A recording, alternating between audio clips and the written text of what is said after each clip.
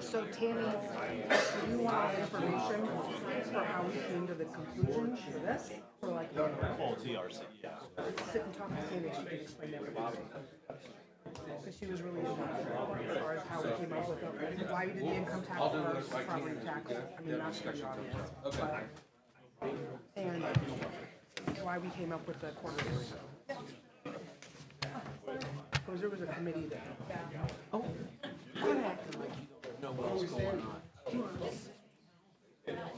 You guys ready? You want to do that? I love it. It's not like it's not like I didn't have any fire station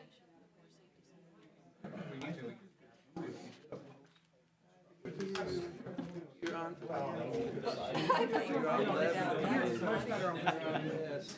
I know It ripped off. it's like I haven't seen physically. I was pulling my paper apart. Look at Like the old days when the kids were throwing paper at me. I'm one. Make a stay. My plan was not to. Good. I told her I'm good at abstaining from things when I don't. Oh, yeah. You vote present. Well, if I don't, just like the design review stuff, I couldn't decide either way. Where's design review gone to? Do you have it now in your new committee? Yeah, This it is came- all changed It came around. freaking back to me, Wait a minute, it is because they told me that I would have to do. If I may have your attention, because you had community and economic, no, because you're not community and economic development. if you wouldn't mind, Oh, I'll say aye, and please say your name. And when it gets to the point where you have your office, I ask you to state the office that you have. If you wouldn't mind raising your right hand. I. Rob Ferris. Do solemnly swear. That I will support. And defend the Constitution of the United States. The Constitution of the State of Ohio. And the Charter of the City of Ravenna. And that I will discharge the duties of my office. Of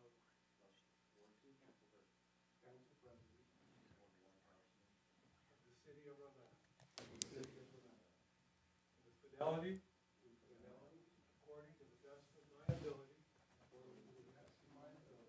help me God. Congratulations.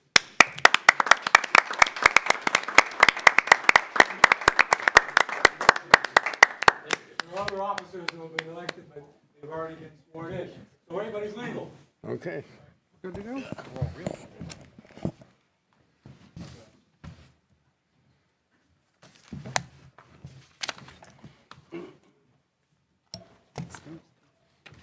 Thank you. I brought a resupply of these too, so we got more of these. Ginger shoes.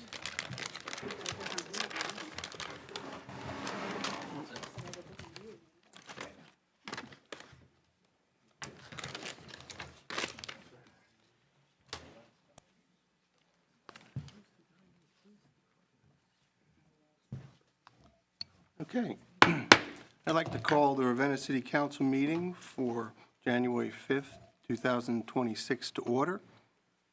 The first item on the agenda is a moment of meditation and silence.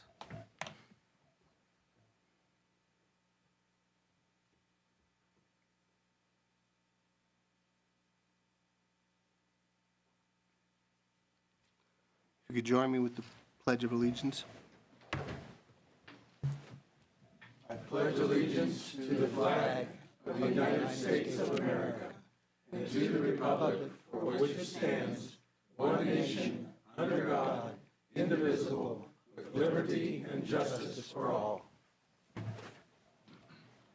Ms. Greger, would you call the roll, please? Mr. Kelfi? Here. Ms. West? Here. Mr. Moskin? Yes. Ms. Lodato? Here. Mr. Maravich? Here.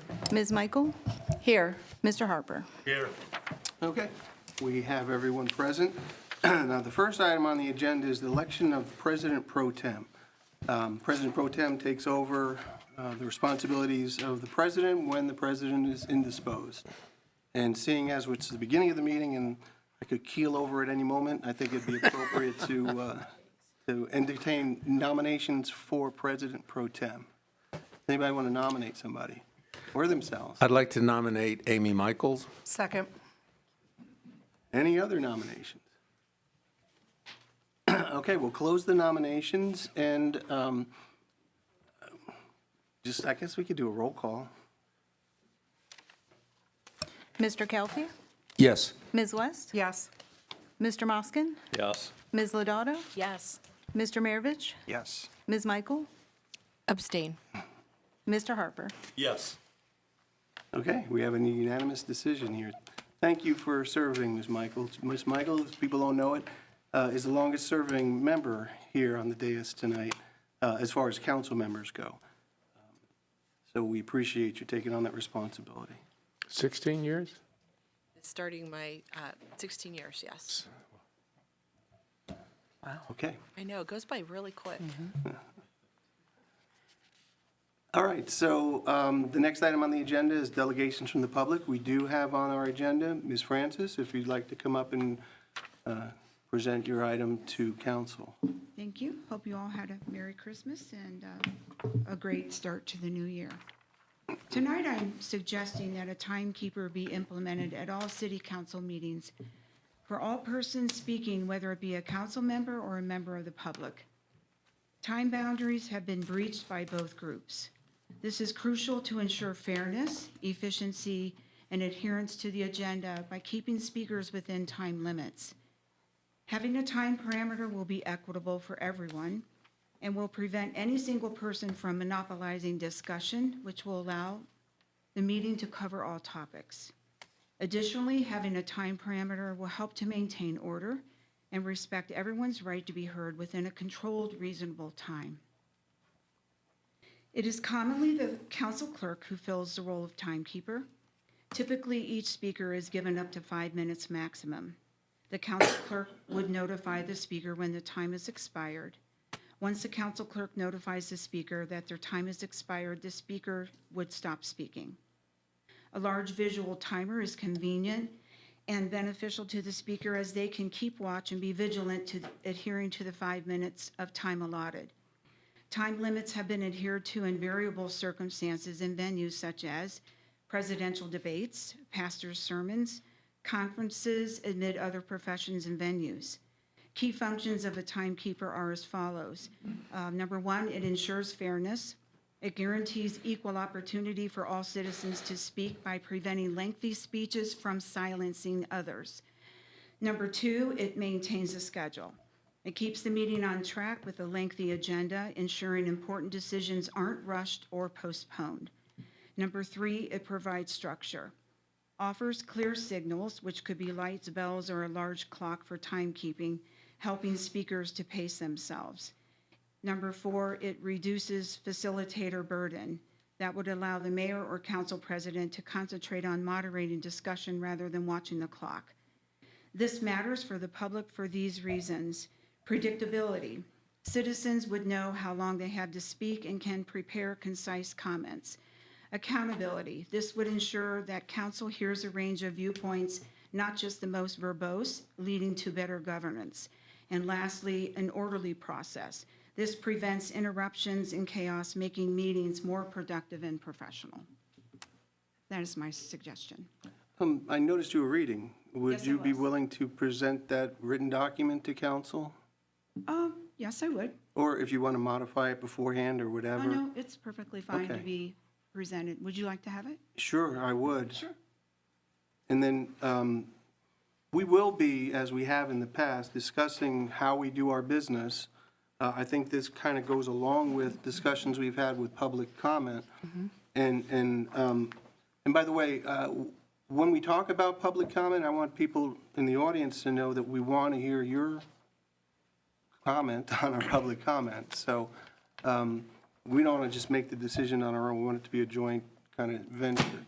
So I appreciate the time you've taken to put this together, and we will definitely take this under consideration as we talk about how we do our business. Thank you. Okay, we're still on delegations from the public. Is there anybody else that wishes to address council tonight? please step up.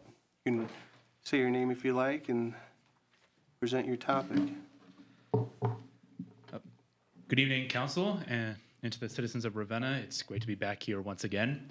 I just wanted to come back and reintroduce myself as we are getting into the midterms. My name is Nathaniel Adams, and I am set to run for State House District 72, which is the majority of Portage County, and it represents the community right here in Ravenna. So I just wanted to come and speak to you once again tonight to discuss a little bit about myself, also the campaign, and if you guys want to contact me with any further questions or would have a sit-down meeting with me, I'd be happy to do that in the future. So a little bit about me. I have lived here in Portage County for going on 18 years. I graduated from Theodore Roosevelt High School, sorry, Ravens fans, then got my BA in Political Science from Hiram College and my Master's in Communication Studies from Kent State University. I then worked as an AmeriCorps Vista at the Greater Cleveland Food Bank, where we served families that struggled with food insecurity in 2021 and 2022, when we also were struggling with the height of inflation, and food insecurity was a struggle that many families were dealing with at the time. And then I've worked as a research assistant at State and Federal Communications for 3 years, where we cover a variety of information about lobbying and campaign finance and procurement lobbying laws at the state and local level. So one of the reasons I wanted to come and reintroduce myself was that during this I obviously ran for this State House district in 2024. I came up short, but I believe that we are at an opportunity to bring in new voices, new leadership, and new representation here to represent the great community we have built here in Portage County. And I want to be able to be one of those voices to hopefully fight for the issues that many residents here in Ravenna and across Portage are struggling with, whether it be the high property taxes, is the struggle with healthcare, the lack of proper funding for our education, and as well as a variety of other issues that many families are struggling with. And I think that unfortunately we have a legislature that has not done its job to represent small communities here. And it's my goal to bring voices like yours to the state legislature next year, so that when we have issues on the table to be discussed and addressed properly, that they actually can and be heard, and when we have real problems, we can actually get real solutions for the foreseeable future. So I just wanted to come and reintroduce myself. A little information: I do have a petition sheet here for after the meeting. If anyone on the council or in the room would like to sign my petition to help me get on the ballot for the May 5th primary, I'd greatly appreciate it. But for now, I also have business cards, so if any of you would like to get my business cards that have both my email and my phone number on it to contact me with any further questions, please let me know. So thank you so much for your time, and have a wonderful evening. All right, thank you very much. Are there any other members of the public that wish to speak to City Council tonight? Okay, not seeing anybody, we'll move on to the next item on the agenda, which is the approval of the agenda. And I'd like to make a couple of adjustments. First, I'd like to take ordinance 2026-001. This is the ordinance related to the cold storage expansion out of the consent agenda, and we can address that as the first item under first ordinances. That doesn't require a vote. Anybody up here can remove something from the consent agenda. The second thing I'd like to do, and this would require a vote to change the agenda, is to move ordinance 2026-003 to the end of the agenda or after 2025-112. So 2025-112 is on third reading. It's what we had the public hearing about last month. It's the increase to our income tax to support the new facilities for police, fire, and city hall. It just seems odd to me that we would vote on a consultant to help with that, or assist the city with that effort before we actually approve the ordinance to go forward with the income tax. So if someone could make a motion to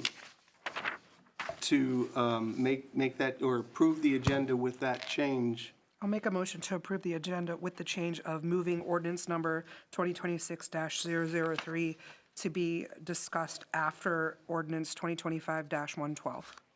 Is there a second? Second. All in favor? Aye. Anybody opposed? Okay, the agenda is now approved. The next item is the consent agenda. Inside the consent agenda, you'll see that we do have our meeting schedule posted, when we'll be conducting a regular committee meetings and committee of the whole meetings. Communications, we had a nice Christmas card from our engineering department. Thank you for sending us that. I think we get that every year. We have some minutes, reports from officials, and then a few items, a few ordinance items that the council decided to put in the consent agenda. Any discussion? Is there, oh, I forgot I need to read my special instructions here. Is there a motion to dispense with the requirements of the city charter and the revised code of Ohio with reference to reading on 3 different days and adopting emergency clauses and approve the consent agenda? So moved. Second. Mr. Kelfie? Yes. Mr. Maravich? Yes. Ms. West? Yes. Mr. Moskin? Yes. Ms. Lodato? Yes. Ms. Michael? Yes. Mr. Harper? Yes. Okay, the consent agenda has been approved. The next item is our monthly invitation from city officials. Tonight, we will be hearing from Amy Wilson, our superintendent of the water treatment plant. So whenever you're ready, Ms. Wilson. And by the way, do you have a microphone near you?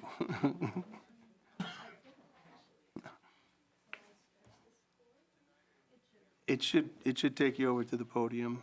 Just careful, there you go. There we go. I think we're good, yeah. It's tight. You could move the podium a little closer. Say, I'm a weakling. The cord was longer than Thank you much. That's a heavy podium. Yeah. All right. So thank you for the introduction. Usually when I come in and talk to council, I don't have a PowerPoint, but I always feel like I'm just talking in jargon, and I want you to see the things that we've actually been able to accomplish, and I want to talk a little bit about the things that are coming for the future. So a lot of our equipment is original to the plant, so we're looking at like 43 years and counting on some of the equipment. So I've kind of made it my goal in 2025 to start systematically replacing the equipment in various parts of the plant. And so here we are in the lab. So for a special type of testing, it's microbial testing. We do this daily. We have to have specialized pieces of equipment. These are required by the state. And like I said, these were original pieces of equipment to the plant. They were still working at 43 years. They are supposed to only have a lifespan of 30. So we got our money out of them, but it was time that we needed to upgrade them. So the first thing I purchased was an autoclave, which is like a great big pressure cooker. It allows us to sterilize our glassware. It allows us also to sterilize our positive control samples so we can dispose of them safely. Another piece of equipment that we needed for microbial testing is an incubator. I got my little, I don't know, can you see the, oh, you can't see it, okay. It's the middle box there. And it just enables the temperature and humidity for the samples to be consistent.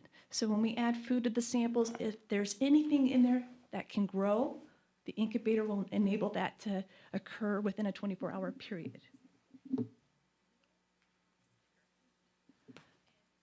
The big project of the year that was unexpected was the gravity thickener truss arms. I came to you, I think, in the spring for this. So we have 3 clarifiers here. We have 2 that send sludge over to a smaller gravity thickener, and that is the one that is circled there. So when we start talking about sludge and water treatment, really what we're talking about is just dirt that's fallen out of the treatment process. It gets collected, and then our goal is to thicken that.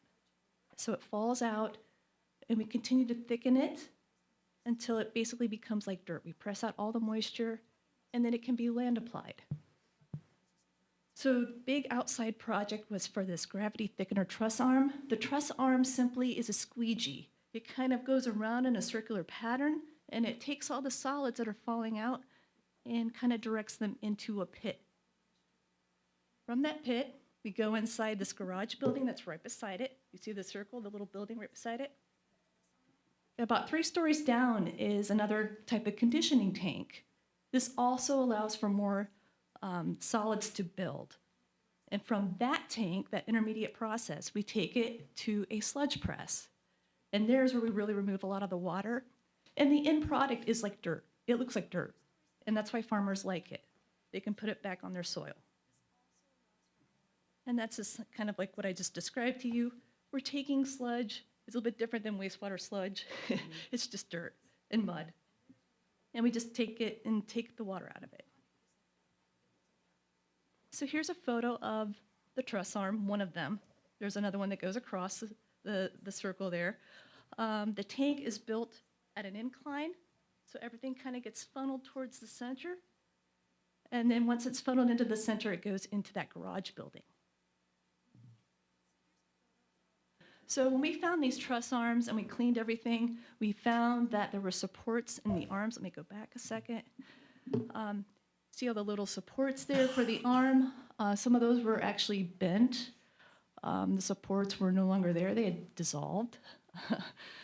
The actual squeegee industrial plastic, I guess it is plastic. It's like more like a rubber, industrial rubber polymer that's on the arm there. It was all gone.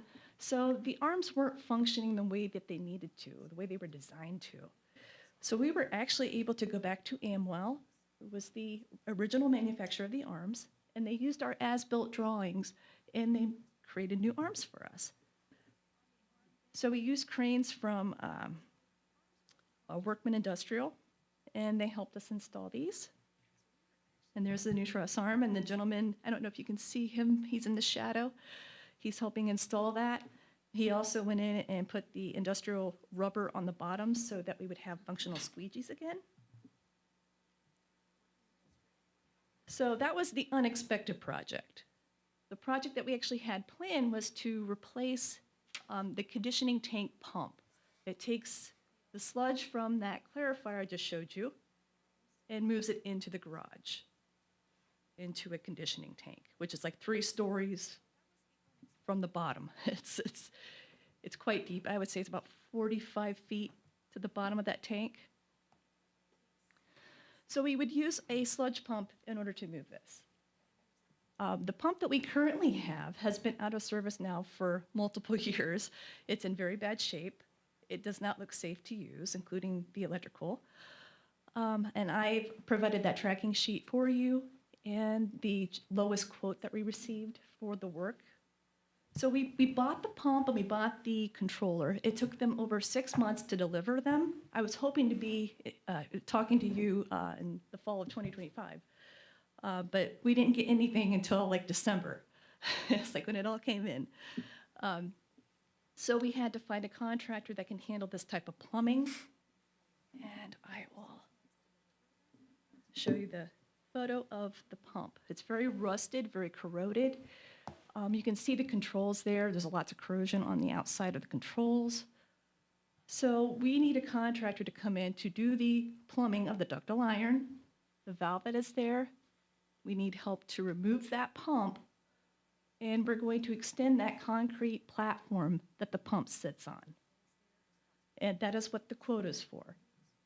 We would do the in-house electrical and set up with the communications to our SCADA. So this tank we have right now is gravity fed. We have no way of moving the sludge other than just by the sake of gravity.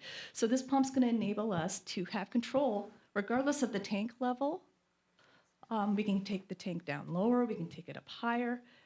We'll have control over that level that we've never had before. It provides us some freedom as far as maintenance of this tank. And probably one of the more important reasons to do this is it becomes a backup to our sludge press. If I walk in tomorrow and my sludge press is broken, I have no way of getting my sludge out. So to have this pump installed is going to enable me to move my sludge out in a liquid form. So I would just call in, Emerald Environmental and be like, hey, I've got liquid sludge, we need to get this out. So they would give me a different type of truck to haul that sludge out. So that's kind of that project in a nutshell. I want to try and get that pump installed. It's sitting there, it's brand new, but we just need to have the help of the contractor to get that installed. The other big project, which I was really excited to have finished, it's kind of somewhat finished, but we're still continuing on with it, hopefully, is replacing the MCC electrical panels. I came to council in 2024 and asked for these to be replaced because we found out from Square D that they were no longer supporting the panels or anything inside of them. We also found out that there's a lot of safety concerns with this style of panel. So the safety concern is from arc flash. If you don't know what that is, you can find lots of videos on YouTube about it. Basically what it is it's when electricity kind of explodes out. It just melts everything. So you're getting pelted with electricity, fire, and molten metal that's coming out of the panel. So it's what we don't want. So we had 6 of these MCC units total. One of those units was a trio. They had to be replaced altogether. So 2 panels and a switch. The switch enables those panels to talk to Ohio Edison or talk to our generator. So very important, those 3 panels there. So we were able to get that replaced in November 2025, so roughly about 1.5 years from the time I originally came to you. And I just kind of have some photos here of that day when we had everything set up. We have the generator, we have the controls. We had electricians that were running the generator. Here they are with the wires connected to the panels that we were going to run the plant off of. This enabled us to isolate the portion that Schneider Electric was going to be working on. So that was completely de-energized.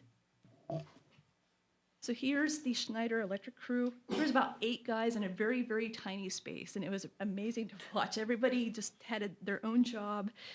Nobody was talking. It's just like everybody just kind of knew what they were doing. So we had guys that were assembling things. We had guys that were putting portions of what was being assembled into the panel. We had guys that were running wire. And it was really amazing. And that happened for 10 hours, every single day for 4 days. So this is the end product, these brand new electrical panels that have all the best safety features. So if we do run into an issue, they're not going to reset. Still doesn't take away all the risk of an arc flash, but they are compatible with something we call a chicken switch. And that would enable us to run wires to another side of a room, a safe distance away, so we can reset these panels without standing in front of them. So if something does happen and some of the other safety features on the new panels fail, we're not at risk for melting in front of the, or getting pelted with metal. So phase 2, I would like to continue this project. We still have 5 of these panels that we need to replace. And I obviously am going in order of criticality to the plant. So I want to start with the chemical room and then follow that up with the raw water building. So the chemical room has all of our storage tanks in the mixers. It has our metering pumps.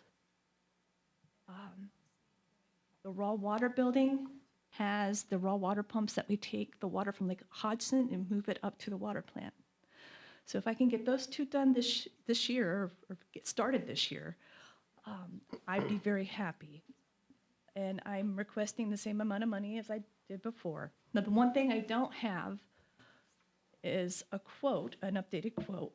So all I have is the quote from 2024. I did contact Schneider before Thanksgiving, but I mean, they're kind of like an intermediate for Square D. So there's like basically 3 people that I have to go through to try and get a quote. So I didn't hear back from them with updated numbers, which I was kind of bummed about, but we kind of have some idea of where we're going to be money-wise. And I'm going to stop here. So any questions about any of the tracking sheets that I handed in? Or any of the projects that we completed? We had quite a bit of discussion this year, Amy, about a SCADA program and purchasing a new one and getting it in place. Where are we with that, and what's the update on that? Okay, so that was wastewater that's getting the brand-new Okay. integrated system. We did have a small upgrade to our SCADA, but it was under $25,000. Okay. But we upgraded our computers to make sure those were up to date. The wastewater plant's having the big Yes, project okay. with that. Thank you. Any other questions? All right. And I always extend this invitation, and I know we have some newer council people. If you would like to come out to the plant, we would gladly walk you around and give you a tour. If you want just a fun science tour, we can do that. Or if you want something that's really specific to your committee, we can also adjust it for that as well. Unless, depending on your needs and what you need to see. Thank you so much. The Thank you. information is so valuable for us to be able to make decisions on what comes in front of us. So we appreciate your time. Thank you. And I always tell department heads, if there's anything council can do to make what you do in your departments better, let us know. Obviously, you've been doing that. So thank you for that. Appreciate it. Okay, moving on into the agenda. The next item is report of committees. Now, we're somewhat in flux here, so I think it'd probably be best just to ask the current, because we haven't changed committees yet, chairs to report. And some aren't changing, so. And Ms. Bladado, you won't need to report on anything at this point. Okay? That's okay. First committee is the utilities, Mr. Moskin. There's nothing for next week. I'll just mention that the SCADA system for wastewater will be something big, not too far down the road this year, amongst some other projects they have. Okay, thank you. Mr. Maravich, information systems. A couple pending ones, but I'll let you keep it posted. Okay, fair enough. Planning, Ms. West? There will be a meeting for planning. Okay. Okay. There's always a planning meeting, so. The committee of the whole will be Tuesday. Monday, the 19th is a holiday. Tuesday, the 20th at 6 o'clock. The next committee is Public Health and Safety. Ms. Michael? Yes, we have several items on the agenda tonight. Also, for next week, couple weeks, it's to be determined, but I do anticipate that we will be having a meeting. Thank you. Streets and Sidewalks, Mr. Harper? We will be having a meeting. Personnel, Dr. Calfee? No meeting for personnel? We'll have to figure out community and economic development as that gets rolling. Cemetery, is there anything to report from the cemetery board, Mr. Moscom and Ms. West? Well, I'll just say there is money being donated for chapel renovation. And where it will be started would be on the roof. And in the January meeting, we'll be given more critical information if anything under the roof might have to be replaced of any supporting structures. Hopefully not, but we'll find out, and then we'll proceed from there. Okay. Do you have anything to add, Ms. No, West? sounds good.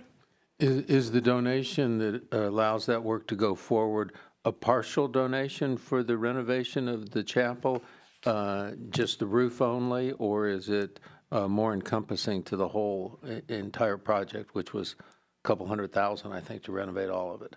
No, at this point, it's a partial renovation. So it would be a very good start for the roof. Okay. Thank you. Mr. Maravich, do you have a report from Parks and Recreation? I do. In terms of accomplishments, security camera system's been installed out at Sunbow. In terms of programs, the Little Dribblers basketball is still accepting registrations. Just for both clerical and functional purposes, we're using a service account for it, but we have a new Facebook page for both the Parks and Rec as well as the RAC. So if you haven't had a chance to see that, sign up when you get a chance. And the winter and spring registrations are open, and the Marlene Watts fundraiser, soccer, archery, gymnastics, kids, drama, and acting classes, and more. So plenty of fun stuff. Just as a mild sample, we're working on getting a kind of like a program of our programs out. So here's like a little miniature working. We're still in the draft phases for it. But ideally, you'll actually have for like each chunk of the year, like what are all of the different programs? So you'll be able to say, hey, what do you want to do? Dance classes, different stuff like that. Both for adult and child programming, so. That's great. We're busy over there and happy All for it, right. so. Thank you. All right, we'll move on to the agenda. The next item is ordinance on first reading, and the first ordinance is ordinance number 2026-001. An ordinance authorizing the mayor to appropriate $140,000 from Fund 533 and advertise for bids for the design and construction of the cold storage expansion and declaring an emergency. And this is sponsored by Public Health and Safety. Yes. We had talked about this in length. This was a needed thing because of the lack of storage that we currently have between both fire and police. This is needed for both departments, actually, especially with the new fire truck that is coming. Right now, there's just not enough room, as we know, next door to house everything. It was asked to me if we do build a new station, why are we doing this? Well, you always need storage. So we will still be owning that piece of property, and it still will be utilized. So the money will not be going to waste by adding this, because there's so many things that the police department and the fire department have to keep for so many years. So it's a needed thing. So I pulled this out of the consent agenda, and let me explain why. And I did go back and listen to our meetings, both the committee meeting and committee of the whole meeting. Committee of the whole meeting wasn't very informative. It was just passed along without any discussion. We discussed it already, though. No, the committee, I know. Yeah. And that's what, but at the committee meeting, I had asked, why are we not just asking to go out to bid and not, and why are we appropriating the money at this time? Not that you have to do it that way, but that seems to be the way we've done it in the past. But then the discussion turned to, well, there needs to be an architectural plan for this, and the number, there was no number at the time of the committee meeting, but later on it was kind of thrown out at about $10,000, but that's not in here. And I'm just wondering, if we need that, don't we need an ordinance to do that? Unless there's already money appropriated for it. Well, I think, was it this, the amount of money that we originally talked about, higher than we thought we were going to use? So would this already be included in that price, or is this going to be additional? Because, yeah, you never did bring that part of it to me. $10,000 is part of the $140,000. Okay. But is it going to be the same company that does the architectural work, that does the construction work? No, once we have the plans drawn, we will, because it will be over the threshold, we will have to publicly bid it. Right, but my point is, I think we need an ordinance to authorize whatever company you're going to use to draw up the plans. No, the ordinance is. I'm sorry, say that one more time. This ordinance is just about advertising for bids to design and construct a cold storage facility, and then, advertising for bids to do that. If you're doing something before that happens with an architect and spending $10,000, that should be incorporated into this or as a prior ordinance. Okay. So I'm not sure, what do we need to do first? My intent to incorporate all three in one ordinance. Because it does say design. does, yeah. It does state that, Yeah, design. but my point is that If it's like. you have to bid, it also says it's gonna be bid for the design, so you can't just go hire, according to this ordinance, somebody who's under the threshold to do the $10,000 work. It's a separate process than bidding and then paying the 140 for this. And I'm not, don't get me wrong, I'm not opposed to this at all. I just think we need to do it correctly. And my question to you is what needs to happen first? Does the $10,000? Yes, we need to design it first. Okay, we may be having a special meeting a week from tonight. If you could, if you know who the architect is, Yes. and do you have money, by the way, do you have money authorized or appropriated to do that? We do not. Okay. Then my suggestion is to leave this, and we could do both next week. All right. Authorize for the architect work, and then authorize, and maybe it won't be 140, maybe 130. Correct. Okay. With that, I mean, does that make sense to everybody? And it's fine if we needed to do it that way. 1 week will not Okay. hurt us. Then, okay, so then everyone's good to leave this at first reading with the potential to bring it up a week from tonight. And I will say, I did solicit 3 architects. 1 returned discussion and a price. Okay, good. So at least And they're that'll local- be, 3 local architects. yeah, and that'll be done quickly. Okay. Yes. But you're going to need that information to provide the information for people to bid on it. That is correct. Yeah. And there's different ways to construct this. There's less expensive ways and more expensive ways. If we used a steel structure to try to match the Quonset hut that's out there, it could get very pricey. If we utilized a pole barn wooden structure, again, this is for, in essence, cold storage. There'll be electric, but it's in essence for cold storage. It will be less expensive. We could make this a $250,000 structure, but we're not going to. So Okay. knowing what council is willing to spend will dictate our design. That makes sense. That was why I included a price, so I knew city council approves such price. I don't want to, requesting an architect to design our building without knowing the price, I don't know how to tell them how to design it. You know, you get Well- one shot at it, they're not going to give us 3 different designs and we get to choose. I think through the committee process, the amount we've put in here seems to be under a consensus, so I think you can go ahead with that, and then we'll deal with this a week from tonight. All right, thank you. Thank you. Then we'll move on. The next ordinance is ordinance number 2026-002. An ordinance amending the codified ordinances of the City of Ravenna, Title 8, Parking, Chapter 452, Parking Generally, Section 452.21, Prohibited and Restricted Parking Areas, Subsection A, by prohibiting parking on the east and west side of South Meridian Street between Riddle Avenue and Harris Avenue between the hours of 8 a.m. and 5 p.m., Monday through Friday. This is sponsored by Streets and Sidewalks. Mr. Harper? Yeah, the purpose of this is to alleviate possibility of traffic accidents due to individuals swerving into opposite lanes during extremely busy times of the day when the administration building is open, as well as the Bureau of Motor Vehicles on Meridian Street. There is on-street parking south of the administration building on the east side, and those spots will not be affected by this ban. Just putting that back out there. There was discussion about prohibiting parking outside or in addition to the hours in this ordinance.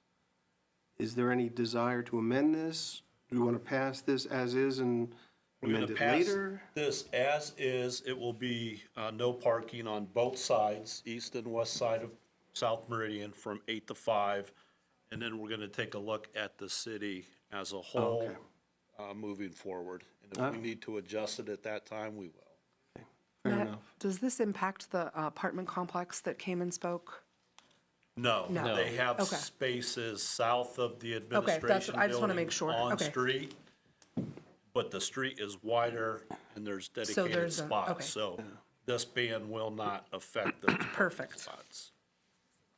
Right. And I also would like to schedule a public hearing for this ordinance, possibly before the meeting on the 20th if possible, if that will work. Oh, you mean the night of the 20th? The night of the 20th. Yeah, we anticipate having a special meeting that night also. This will be a public hearing. Yeah, well, um, okay, if we can do it that. So you don't night. want action on this tonight? No, we're gonna go through all three readings and have the public hearing as well. This is on first reading, so it doesn't have to be, it could be in February if you want to hold it out for 3 meetings. It's up to you, though. In the past, we've gone all three, so. No, I'm saying, if we do 3 readings, then this is going to come up in March. Right. We could have the public hearing in February if you prefer, or we can have it in January too, whatever your preference is. Yeah, I'd like to do the public hearing in January on the 20th. So if we need to address any issues, we can do it at that time. Will you be starting the overall look in the city at your committee meetings next week, or when will that be started? Because as we know, there are streets that definitely need to be addressed on, they cannot be parking on both sides of the road, and I do feel this is going to be one of them. We can address some concerns at committee later this month. Okay, everybody's comfortable with leaving this on first reading? Matt, when you said later this month, are you referring to the committee meeting in February or January? I'm sorry, next week? For the committee of the whole? No, committee meeting itself Committee specifically. meeting next Monday night. Are you going to bring this forward? I'm sorry, yeah, February. I'd like February, to okay. address this, the citywide in February. Okay. Yeah, All right. sorry. 'Cause I'll have Don attend that meeting so he can give assistance. And I would like to set up a quick meeting prior to that to talk to you as well, and Don. Any other, I'm sorry. But the public hearing, I would like to hold this month on the 20th. Okay, yeah, I know, I wrote it down. Thank you. No problem. All right, moving on, the next ordinance is ordinance number 2026-004. We put 03 at the end. 4 was in consent agenda. No, I took it out of the consent agenda. No, I took 3 out. We're at 4 now. We're at 5. Oh, wait a second. 4 is. Oh, 4 was in the consent agenda. Oh, I see what you're saying. I'm sorry, apologies. You're fine. I'm just going, was 5 in the consent? No. No, okay. So the next ordinance is 2026-005. An ordinance amending the codified ordinances of the City of Ravenna, Part 14, Building and Housing Code, Title 6, Miscellaneous Building Regulations, Chapter 1434, Design Review District, Section 1434.03, Ravenna Design Review Commission. Okay, now the ordinance says it was sponsored by planning, but this was actually sponsored by Community and Economic Development. Correct. Let me just say this. Today, there was a Design Review Commission meeting where the Design Review Commission, and you can correct me because I wasn't there if I say anything incorrect here, where the commission, was it unanimous, voted at least to approve different changes than what's on the table currently. Correct. Right. You're saying it was unanimous, but how many people actually attended? There was 5 voting members. So it was a fuller meeting? Yes. Okay. And it's not their normal day. They scheduled this meeting just for this purpose, Correct. correct? Right. So I would like to suggest we not take action on this tonight. I'm not sure if there's enough votes to suspend the 3 separate readings. You would need 5 votes to do that. But considering we now have presented to us another set of proposals which aren't necessarily consistent with the proposals that we had under consideration, I think council has a couple of choices. One, you could send it back to committee and try to consolidate the 2 proposals that we now have and start the process from there. Or we could leave it on first reading and still do the same thing, but then we'd have to change this ordinance in the meantime. Because this only addressed what's currently on the table. Mr. Moskin? Yes, I was going to say not to send it back, to have them start all over. Not to do that? Yes. Do you have a suggestion on how to proceed? Just proceed with this and incorporate. The changes, Okay. just like you In other words, stated. leave it. Yes. Unless there's, look, I'll entertain a motion to suspend the 3 separate readings if anybody wants to make that motion, and we could have the vote and see what happens. Could we have more discussion Yeah, now? no, please. So the ordinance that got sent forward from last committee of the whole only addressed 143403. Well, that was I don't know where that happened, where it got truncated. Yes. But we've always been including 04 Okay. and 99. I'm just saying what That's is, another problem if we. that's a wanted- problem that's there, so. Yeah, if we wanted to make action tonight, we Yeah, have to let amend me this. continue. I'm sorry. We do have a number of changes to 143403, 143404, and 143499. So we've got changes in all those sections. The committee, Design Review Committee, has met and has addressed and looked at all of these changes, and they have made their recommendations now by that committee meeting that came up, including a number of the changes that are in this document were not included in what the Design Review Commission is recommending. So there actually has to be, I believe, a kind of review to see what has been dropped off from the recommendations that we were looking at. So I think we're in a good spot that the design reviews looked at it. They've accepted many of the changes, but they have rejected some others and also modified some new ones themselves that they've added into there. So I think based on the amount of work that needs to be done, you know, we haven't had changes in this ordinance for like 20 years. And so if we take another while to get it straightened out, I think it's okay. So my recommendation is that it goes back to committee to get the different versions synchronized, and we know what we're voting for in the way of changes for design review.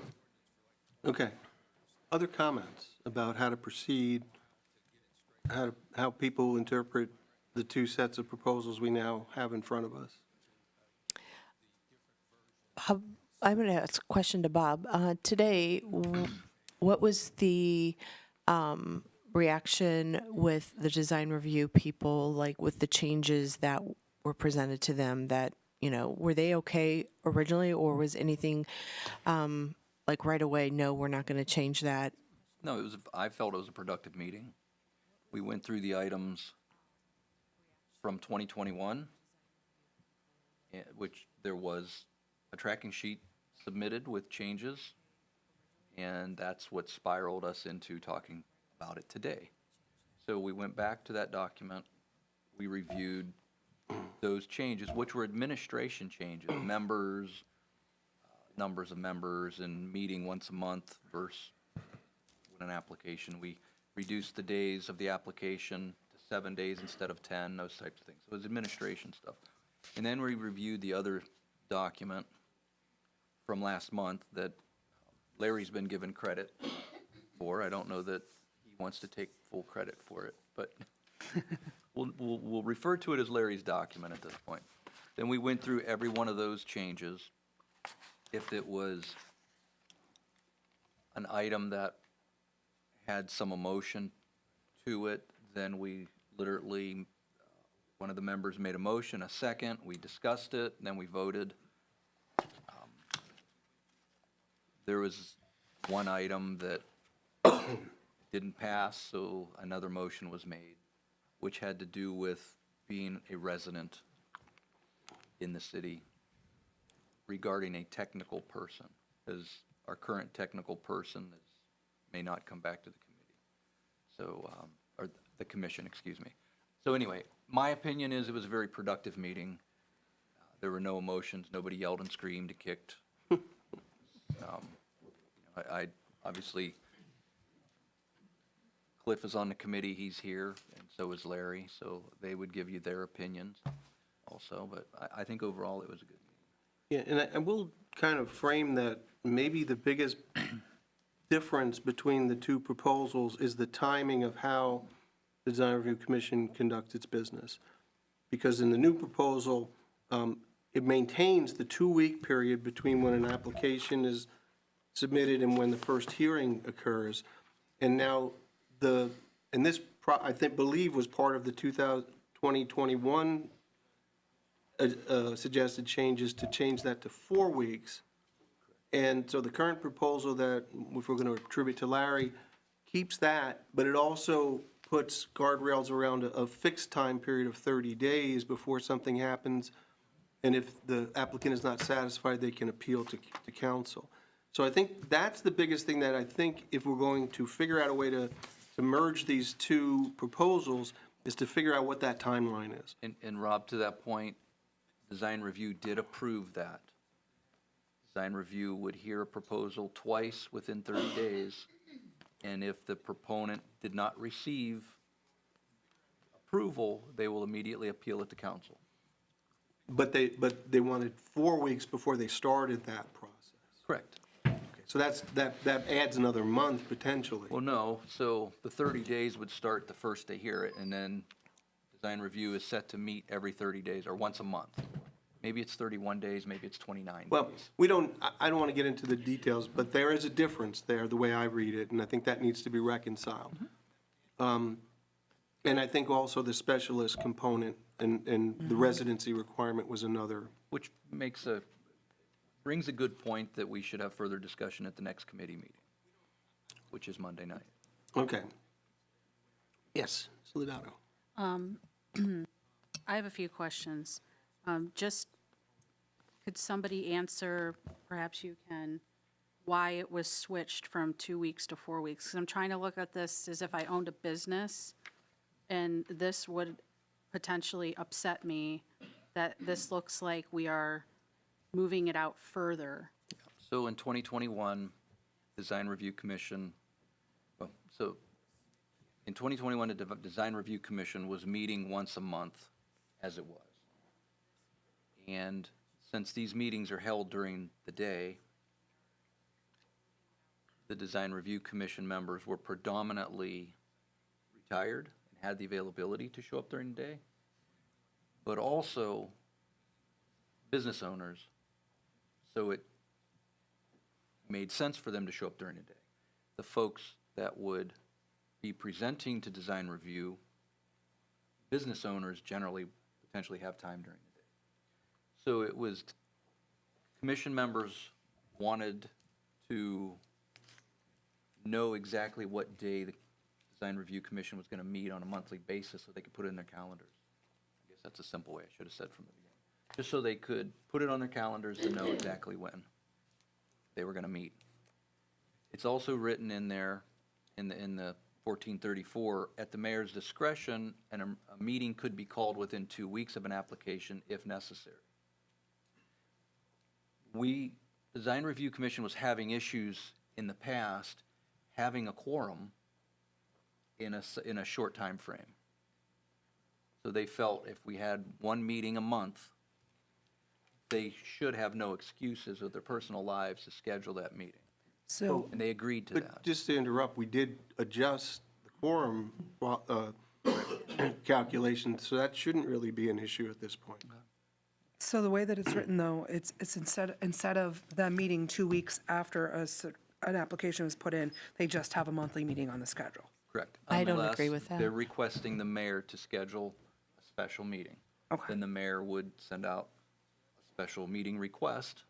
As long as we have a quorum, we would meet. Gotcha. Correct. No, I'm just trying to understand. Yeah. Carmen, go ahead. And as I've said multiple times, and I'll continue to say it, Design Review has never stopped a business from operating and opening. They've never done that. Building Department may, but Design Review Commission never has. The signage comes up as an issue, it still doesn't stop a business from opening, especially with social media and advertising. They would be permitted for a temporary sign hung in the window, that sort of thing, to start them, to get them to Up and open their going. business or whatever. So, to me, that's important, because I don't want to be accused, design review to ever be accused of not letting a business open because their signage wasn't approved, which is not true. So germane to that would be, if if you are denied in that once-a-month meeting, do you have to wait another 30 days then till the next meeting to have that resolved? Yes, unless they would request the mayor to call a special meeting. We would do it within 2 weeks. Would the service director be able to do it on behalf of the mayor if the mayor, say, was unable to do that? Or is that something that we, it just by, say he was out of town, is there another person that could actually call that in place of the mayor? Sure. Yeah, and is the service director generally is responsible if the mayor's on vacation? I'm just wondering, is that something that we would have to state in there that could not be used, saying that, no, the service director can't do it, the mayor has to do it. So, because it does say the mayor, should that be something, of course, this is committee talk, but just to bring this up, if the mayor happens to be out of town, say it's in the summertime when he's, gone with his family, and this happens, would this be something that Tim would be able to do at the time, or whoever's in office, to call that just, and, do, when people come up to the, to design review, and if they are not approved, are they told then, this is what you can do? You can go to the mayor and have this, in 2 weeks if they seem like it's an inconvenience to them and they're upset about it, or you automatically tell them, is that, the 30 days, is that automatically offered to them as an option?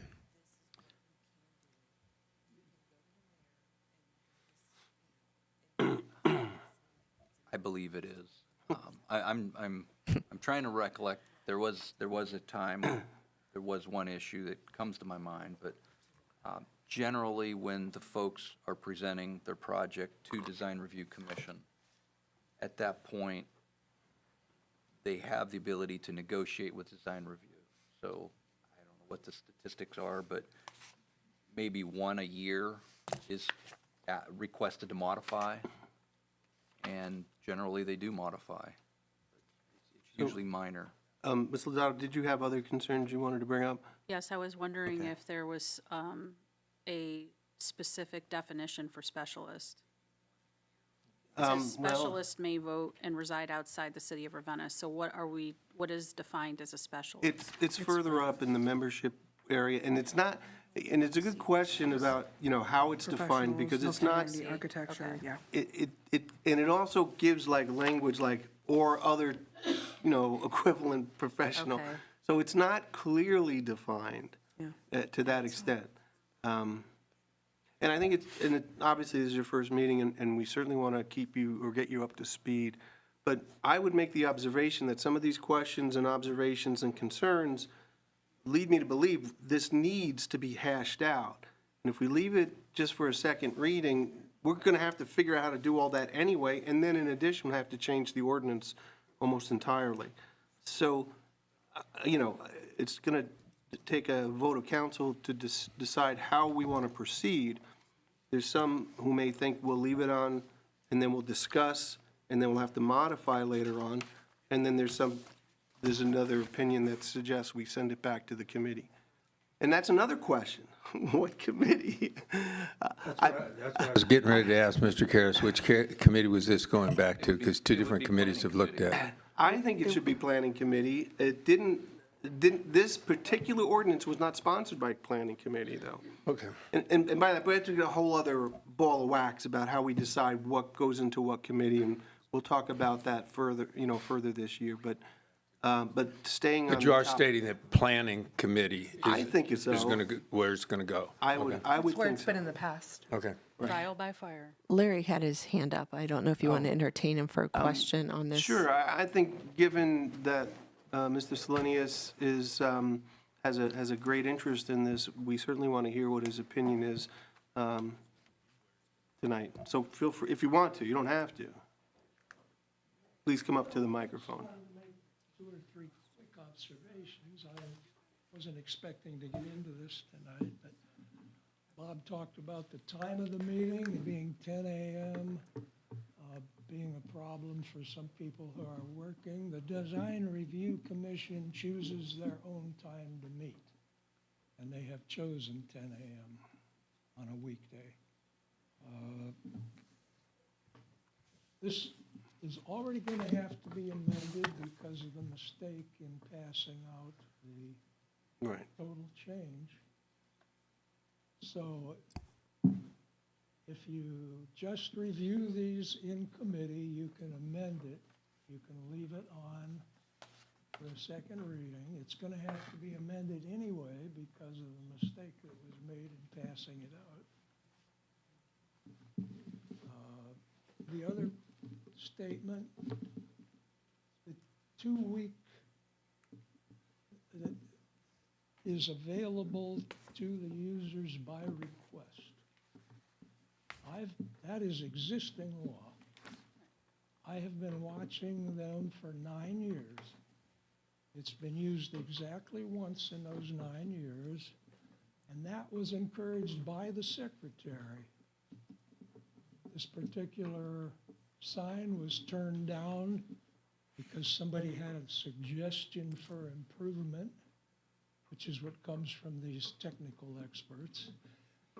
And by the third meeting, when they approved it, they had totally forgotten about their suggestion for improvement, and they okayed it as it was originally submitted. So I'm going to urge you right now to keep the timeline that Mr. Karas and I have submitted with 2-week meetings optional, because that has definitely never been abused.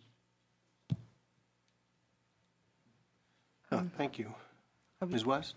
With all the new information and all the new discussion, I think that we need to take it back to committee. Okay, is there any other discussion, or do you want to make a motion to that effect? I'll make a motion to that effect if there's no other discussion. Well, you can make a motion, it could be seconded, and we could still discuss. Okay, I'm going to make a motion to move this back to planning committee for further discussion. Is there a second? So moved. Okay, does any further discussion about that, or can we just call a roll call? Just so everybody's aware that I'm the chair of planning, and so this is going to fall to somebody new. I think you can handle it. Good way to get started. We all, But- but it's not, we certainly, especially Okay. with something like this, we're all working on this together and providing feedback together, and you're never on your own for something like this. I just get concerned because I know this has been on council agendas for quite some time, and so it's a little disheartening in a sense that it seems a little like, we're doing a little bit too much back and forth with this one. It's been years. Yes, I know. But I think the ability to be able to sit back, look at both Yeah. documents, really, And I can give you like the history, not tonight. This is but- confusing to me with the Yeah. strikeouts and highlights and, Well, and you have 2 different versions.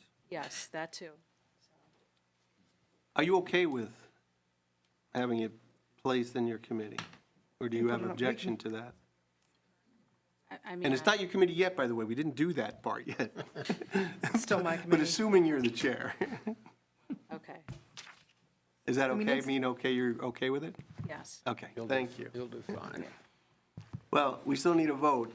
We didn't take the roll, and I don't hear any other further discussion, so if you could call the roll on this motion. The only thing I was Oh, I'm going to sorry. say is I'd like to see it continue to go forward, but I like the changes, and I do understand, my goal tonight was to continue to move this forward because 100%.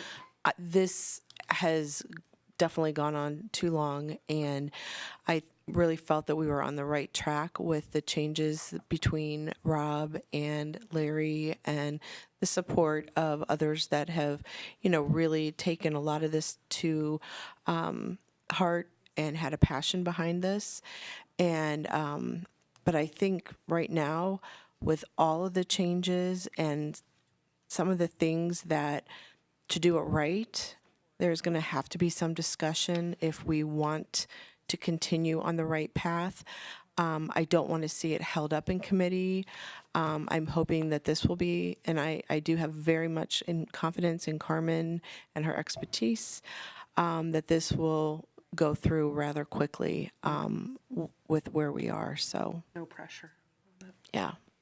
I don't like to. So that would be my reason behind this, because of the amount of changes now.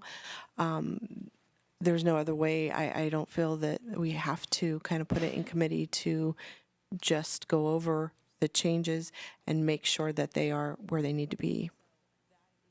And I'll just make a comment. I believe this needs to be expedited quickly because it's been dragged on way too long. Okay, why don't you go ahead and call the roll on this one? Ms. West? Yes. Mr. Maravich? Yes. Mr. Kelfi? Yes. Mr. Moskin? Yes. Ms. Michael? Yes. Ms. Lodato? Yes. Mr. Harper? Yes. Okay, so that motion passed. This will be sent back to the Planning Committee for further consideration. The next ordinance on first reading is ordinance number 2026-006. And I believe we have do you have the update? Are you going to read the updated? Okay, good. Thank you. An ordinance authorizing Ravenna City Council to appoint Peter Martin and Gail Jones Nemeth to the Board of Tax Review in accordance with Chapter 881.21, Board of Tax Review, and declaring an emergency. This is sponsored by Finance. Ms. Lawrence? A tax review board that we needed to establish and appoint the 2 new members. This hasn't been used for a while, so we've found 2 members, it looks like, that are willing to serve on the board. It is not a board that meets regularly. It is one that meets as needed, maybe not even each year. And I see the 2 people, as long as they're willing to serve. I wanted to ask about, since I did some recruiting for this committee, what are their responsibilities? What are the things that they're going to be reviewing, and what are they going to be ruling on, and how does somebody get in front of that review board? And it's something we have not had in the past, so I'm curious about what's going to be coming before it, why and how. This doesn't come about unless something comes back from RETA that has been reviewed at the RETA, through the RETA process, that then comes back to the City of Ravenna for review. So we'll meet. We're going to have a meeting once we establish this board, and we'll talk about that. And hopefully now I can keep track of every 2 years, make sure that the board members stay, so that if we don't have a need for this board in those 2 years after this meeting, we can still keep the board members fresh. So why would something come back from RETA? Because they found an inconsistency or? There's a 3-year statute of limitations with RETA. Okay. So after that, they can deny any refund requests or problems for the taxpayer.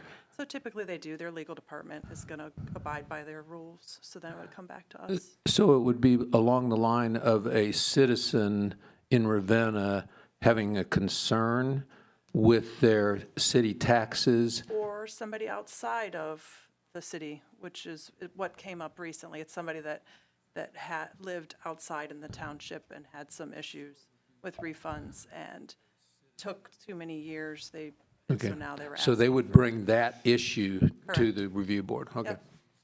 And just for clarification, this is a state required, according to state ordinance, we have to have this board. Yeah. If we do have the requirement, why haven't we had it in the past? Well, it's in our ordinances. We do have an ordinance for this. It's just never been populated with members. Yeah, we haven't needed it. Because it hasn't been necessary. Yeah, until somebody actually had asked to have something reviewed. Okay. Yeah, so. Mr. Martin setting up front there tonight, so thank you for coming. Thank you for volunteering. Yes. Let us know if anything happens. Yeah. So it's probably a pretty easy board to sit on. It doesn't require a lot of time. All right. Oh, Mr. Salinas, you have a question about this. How many members will there be on It's a three-member board. Two of them are appointed by city council, and the mayor appoints the third.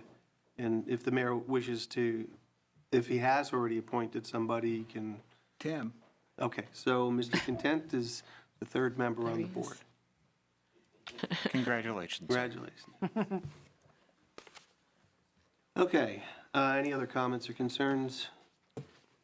Do we have a motion to suspend the three separate readings? So moved. Second. Ms. Michael? Yes. Mr. Maravich? Yes. Mr. Kelfi? Yes. Ms. West? Yes. Mr. Moskin? Yes. Ms. Lodato? Yes. Mr. Harper? Yes. And is there a motion to adopt the emergency clause?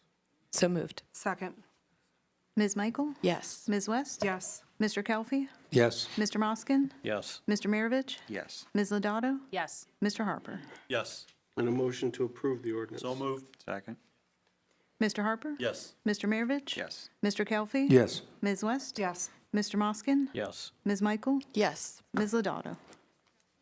Yes. Okay. That ordinance stands approved. We now move on to a reading of ordinances on second reading.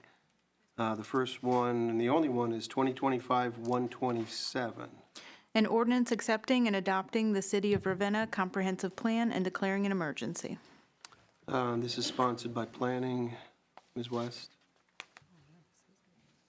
This is, we're on second reading for this. Right. All this talk about changing committees. Public hearing for this Yes, is when? the 20th. Okay. The night of the committee of the whole meeting, so we'll have two.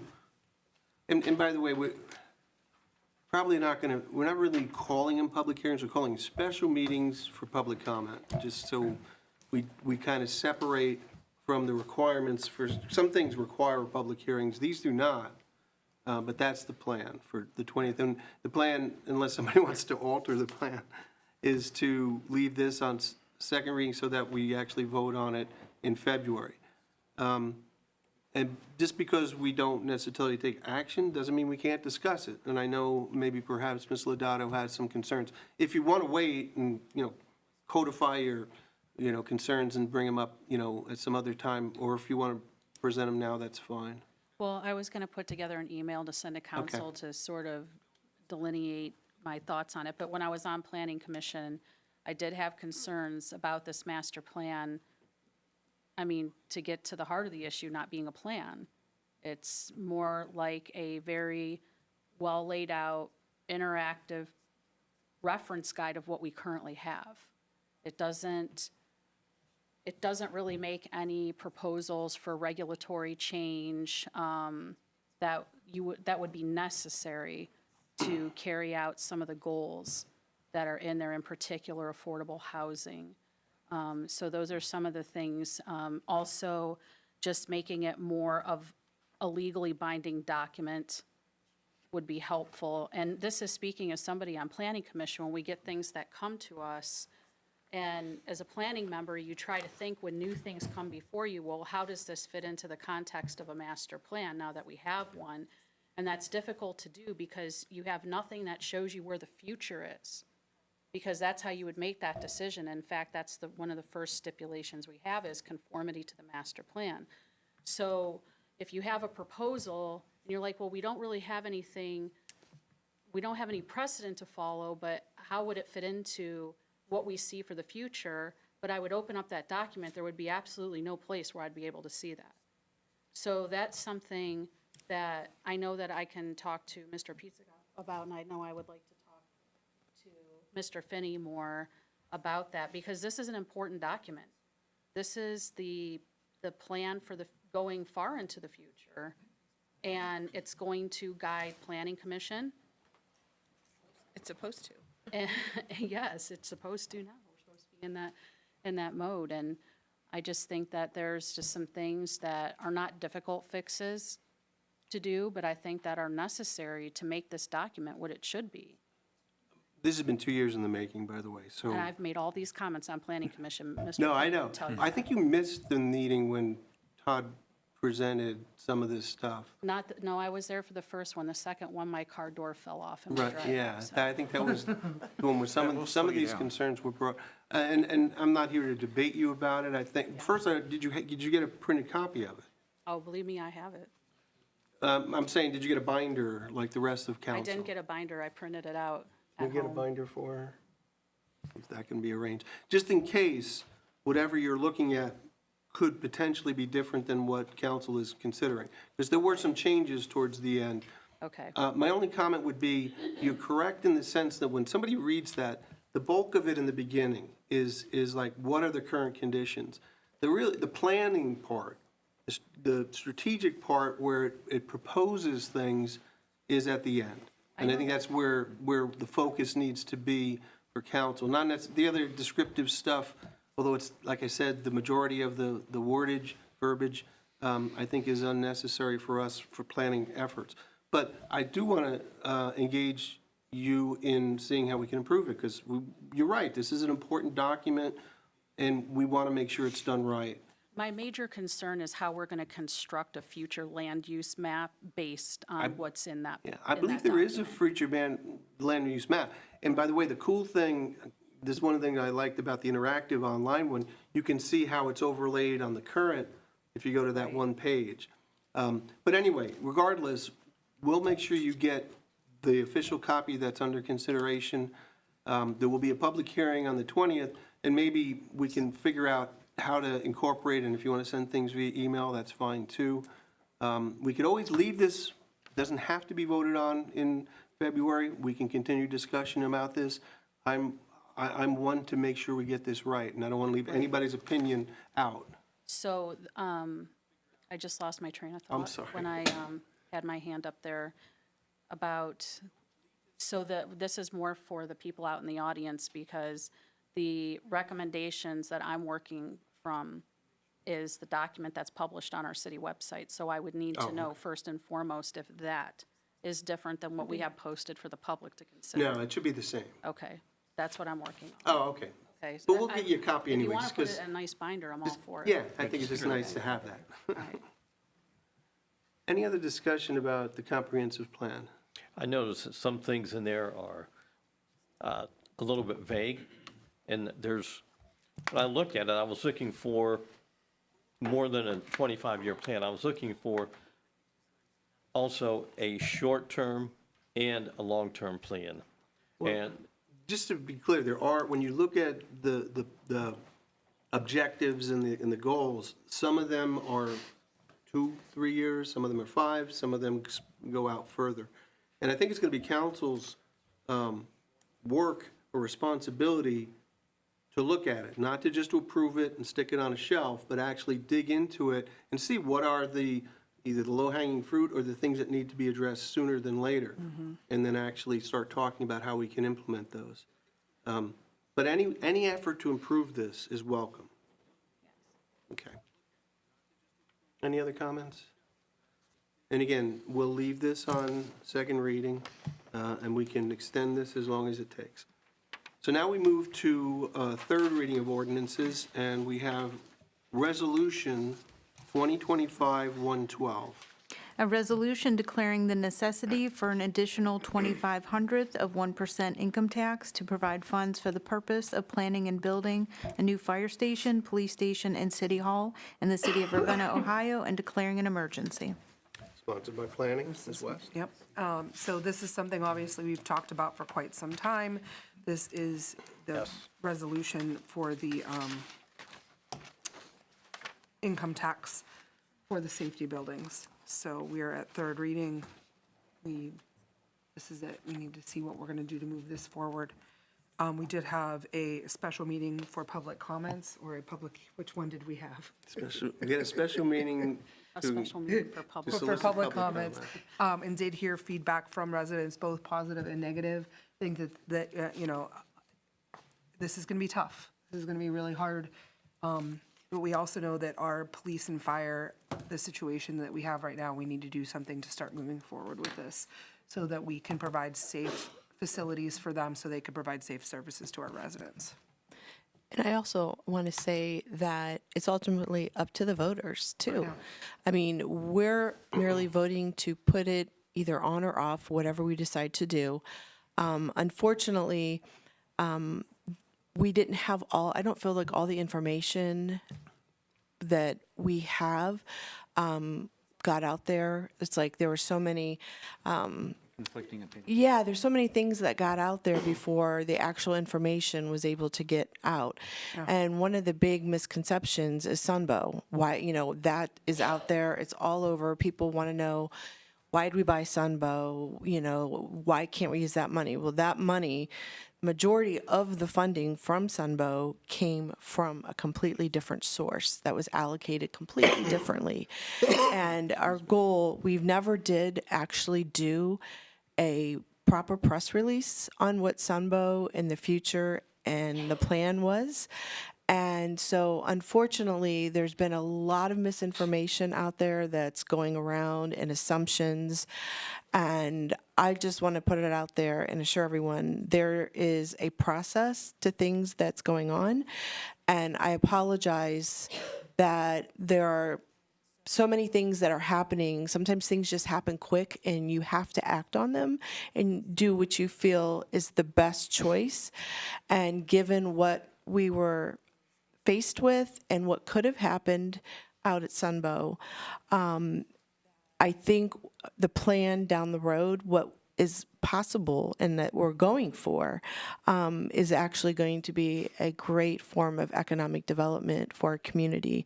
And I do feel the residents deserve nice things as well in the community, that there needs to be a balance of economic development and quality of life as well. And we've waited a long time. And I think that this fire station and police department as well is something that our safety forces and our community, they deserve. We deserve nice things. We deserve to be creative as possible with the funding. And I think that's something that really never got put out there yet. So there's been a lot of assumptions out there. I'm hoping that once we're able to go through and do the proper steps that needed, that the correct information will get out there. And then it's ultimately up to you, the voters, to decide. So I just wanted to put that out there. I appreciate that particular comment because I think sometimes our residents think we're deciding to do this. No, we're proposing it, we're asking them to decide, right?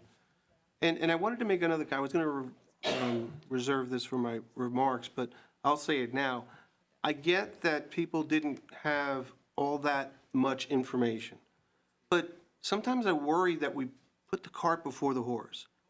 The city as a whole, and this council in particular, did not authorize to go forward and do that unless they vote tonight to do it. So to preemptively educate people about something we haven't even decided whether or not we're going to do seems a little bit backwards. But it does create that confusion for the public to not know exactly what the issue is. So hopefully, as we move forward, and assuming that this does get moved forward and approved by council, that's when we have to roll up our sleeves and really start educating people what this is all about. I agree. And just to, Amy, thank you very much. I mean, this is only the beginning. And I think a lot of people think this is the end, like that you're right, that we're making the decision, but no, this is just the beginning, that we're deciding to leave it up to our residents. So it's going to be up to us and the city of Ravenna to get that information out. So thank you very much. Yeah, I mean, this is very much a moment where city council is saying to the public, hey, your check engine light's metaphorically on. Like, we have a need for these type of things. Like, your mechanic will tell you, hey, here's your structural deficiencies or what you need to do for, for making things in good order to make your car or whatever you're using function. And we're just saying, hey, you need to make the decision whether you want to pony up for it or not. That's the electorate's decision for sure, the public. But we're just here, this resolution is literally the check engine light saying, hey, here's your visibility. We have a need for these things. The decision is yours. Can I just say something? Sure, absolutely. I just think that what's going to happen, because it's human nature, is that if this passes tonight, that we're immediately going to be asked about any type of details, and believe me, I do not like sounding like an uneducated person. It is hard to dance without music. So that's the part, and also I think that we need to be sensitive that, you know, we have to always think about the fact that it's not, I don't want things being framed that if you have questions or reservations, that means that you're against police and fire department, because that might not be it. You know, we've done a lot of discussion here in different ways tonight about doing things the right way. Right. So I just think that we all need to be cognizant. Ultimately, I do believe that moving this forward tonight does leave the ball in the court of the voters. And, I mean, I definitely have respect for that. That's the ultimate. I'm the one that does have a lot of questions about these things, probably why you think I'm a good person for planning. And I've been on Planning Commission for 6 years here in the city of Ravenna. So I know this isn't our master plan, actually. So it'd be nice to finally do something that's in that plan. Maybe update it and include Sunbo, just saying. Anyways, After the fact. that's on my list. So. Okay. Any other comments? Yeah, I mean, just to kind of add a little bit of context for Sunbo too, because even before that was an opportunity that we could even act on, the rec department came to us and they said, we want to expand our facilities to offer residents better, you know, amenities for programming and stuff. I've spent a lot of time with our director, Mr. Bundy, and like one of the bigger constraints is the amount of like just space we have to use things. Often like school gymnasiums are booked up by the schools. Other groups that have sports things, like access to these resources it's difficult. So, but when they came to us, they asked for like $10 million for a building, and they showed us 4 different site plans, if you guys remember. But Sunbo was 1/10 of that price, and we will be able to expand out recreational department planning and things like that too. And we're already working on stuff for next year, so things are in the works. So. On to that real quick, a while back, I saw the city of Stowe put out there that they want to put this big amphitheater out, but they're looking for property, and they can't find property. And I was really excited because we are already ahead of the game. We have the property. So these are things other communities around us, communities that, you know, people consider to be wealthier. And I'm just as proud that, you know, we've worked hard to establish what we've have. And, you know, some of these communities are landlocked and don't have the availability now that what we have and what we possibly can have. So, sorry, I'll leave it at that. I agree with you. Any other discussion about this ordinance? Okay, since this is on third reading, is there a motion to adopt the emergency clause? So moved. Second. Ms. Lodato? Yes. Ms. West? Yes. Mr. Kelfi? Yes. Mr. Moskin? Yes. Ms. Michael? Yes. Mr. Maravich? Yes. Mr. Harper? Yes. And is there a motion to approve the ordinance? So moved. Second. Ms. Michael? Yes. Ms. West? Yes. Mr. Kelfi? Yes. Mr. Moskin? Yes. Mr. Maravich? Yes. Ms. Lodato? Yes. Mr. Harper? Yes. Okay, that ordinance stands approved. We will now move on to the final ordinance of the night, which we move out of its regular position at first reading because it really is dependent upon the vote we just took, and that's ordinance number 2026-003. An ordinance authorizing the mayor to appropriate $50,000 from Fund 101 and enter into a contract with Triad Communications Incorporated and declaring an emergency. And this one is sponsored by Public Health and Safety. Was it your committee? No. This was me. Okay, I'm looking at the, So. I'm sorry. This So- was planning. Okay. And I thought so. so there Sometimes was you a, mindlessly read stuff and you don't. the safety committee, building committee got together. They were able to go through, they looked at multiple different companies as far as for marketing, and this was the one that they had recommended. I know there was some questions and there has been some conversation about this. So if anybody wants to does have further questions right now. I think the issue is, and certainly we'll have Ms. Lodato making a grand appearance tonight, thank you. I think the concern is that the contract we have is a bit vague. That's in general, and then I'll let you point out the specific factors. We may still be able to salvage this by, and I don't know if I mentioned this earlier, but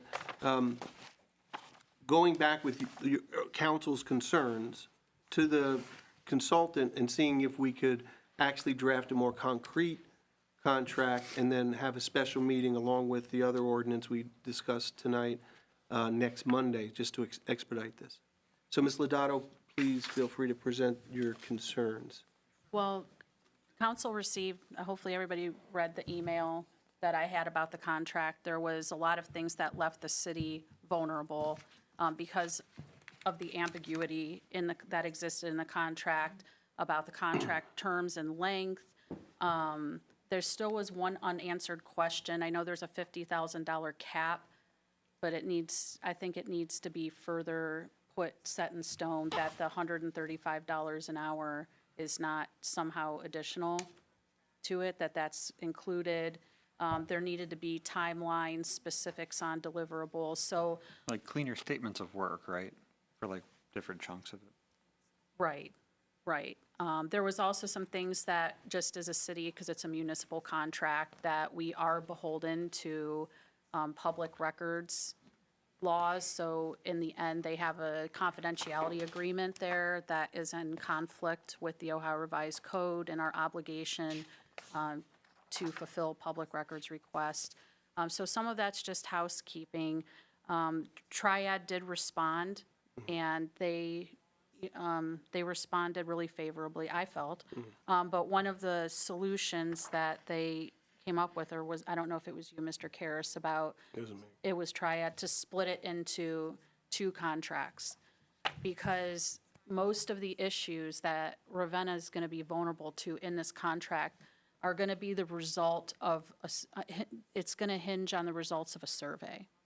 So the suggestion was to do one contract for the survey, and then they will be able to lay it out in a contract, all of the other things, the specifics that we need to have based on that.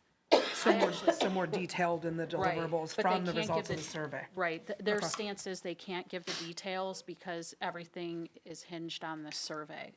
So I feel more comfortable doing it that way, to move it into 2 separate contracts.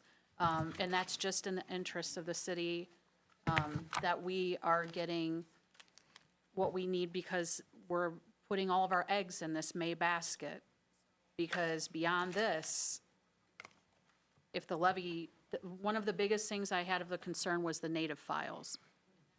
So in the contract as it currently exists, we would only get what was shared with us. We don't have the native file rights. So the problem with this is that when municipalities pay for something, the taxpayers own it. But according to this contract, we don't. We would have to pay an extra fee, but it doesn't say how much that fee would be. And the issue becomes, let's say the levy doesn't pass, but we want to use these materials in a further campaign. We would not be able to do so because we would not be in legal ownership owner. of the native files. So that was something that I felt needed to be revisited in a more concrete contract. Hopefully you've all read the back and forth and Mr. Semino's input too. So I think it sounds to me, and see if you all sort of agreed, that maybe the approach should be to go back and craft a contract just on the survey. Right. And see if we can come to an agreement between now and Monday, because, time is really getting away from us. And it would have been great if we could have approved this tonight, but we don't want to rush into approve something that we don't even know what it is, right? And it And that's leaves just going to the cause city. more havoc. So I appreciate, the concerns you've raised, and they're not insurmountable. No. And I They're think, mostly housekeeping, except for the native files issue, which to me. would that affect the survey? No, it doesn't. see, That's that's why what I I think mean. it's great to just. And it's separate. going to take time to conduct that survey, so we'll have time to sort this stuff out. I mean, I don't know if we need to incorporate a time period for the survey, because if that goes on for too long, we're really going to be behind the eight ball. But aside from those particulars, does council feel comfortable with that approach? And Mr. Semino, do you feel comfortable with that approach, that we can actually craft something between now and next Monday with Triad to address just conducting the survey? I don't think there would be any problem doing that. I thought that their responses to the inquiries was very open-ended and willing to review whatever we might want to present to them. So I thought that their response to all the 7 or so questions that you had posed was very good, and stated a real interest in trying to come together on wording. As far as 2 separate contracts, I think that that's fine, and I think that that's certainly something we could accomplish. I would feel very comfortable having language back to them this week so that we can perhaps get a response from them even this week, so that we can look at Monday as being able to do something at your committee meetings. And in all honesty, I think it would be beneficial to maybe even work on that second contract now with some thoughts in creating language for that we could submit relatively quickly also.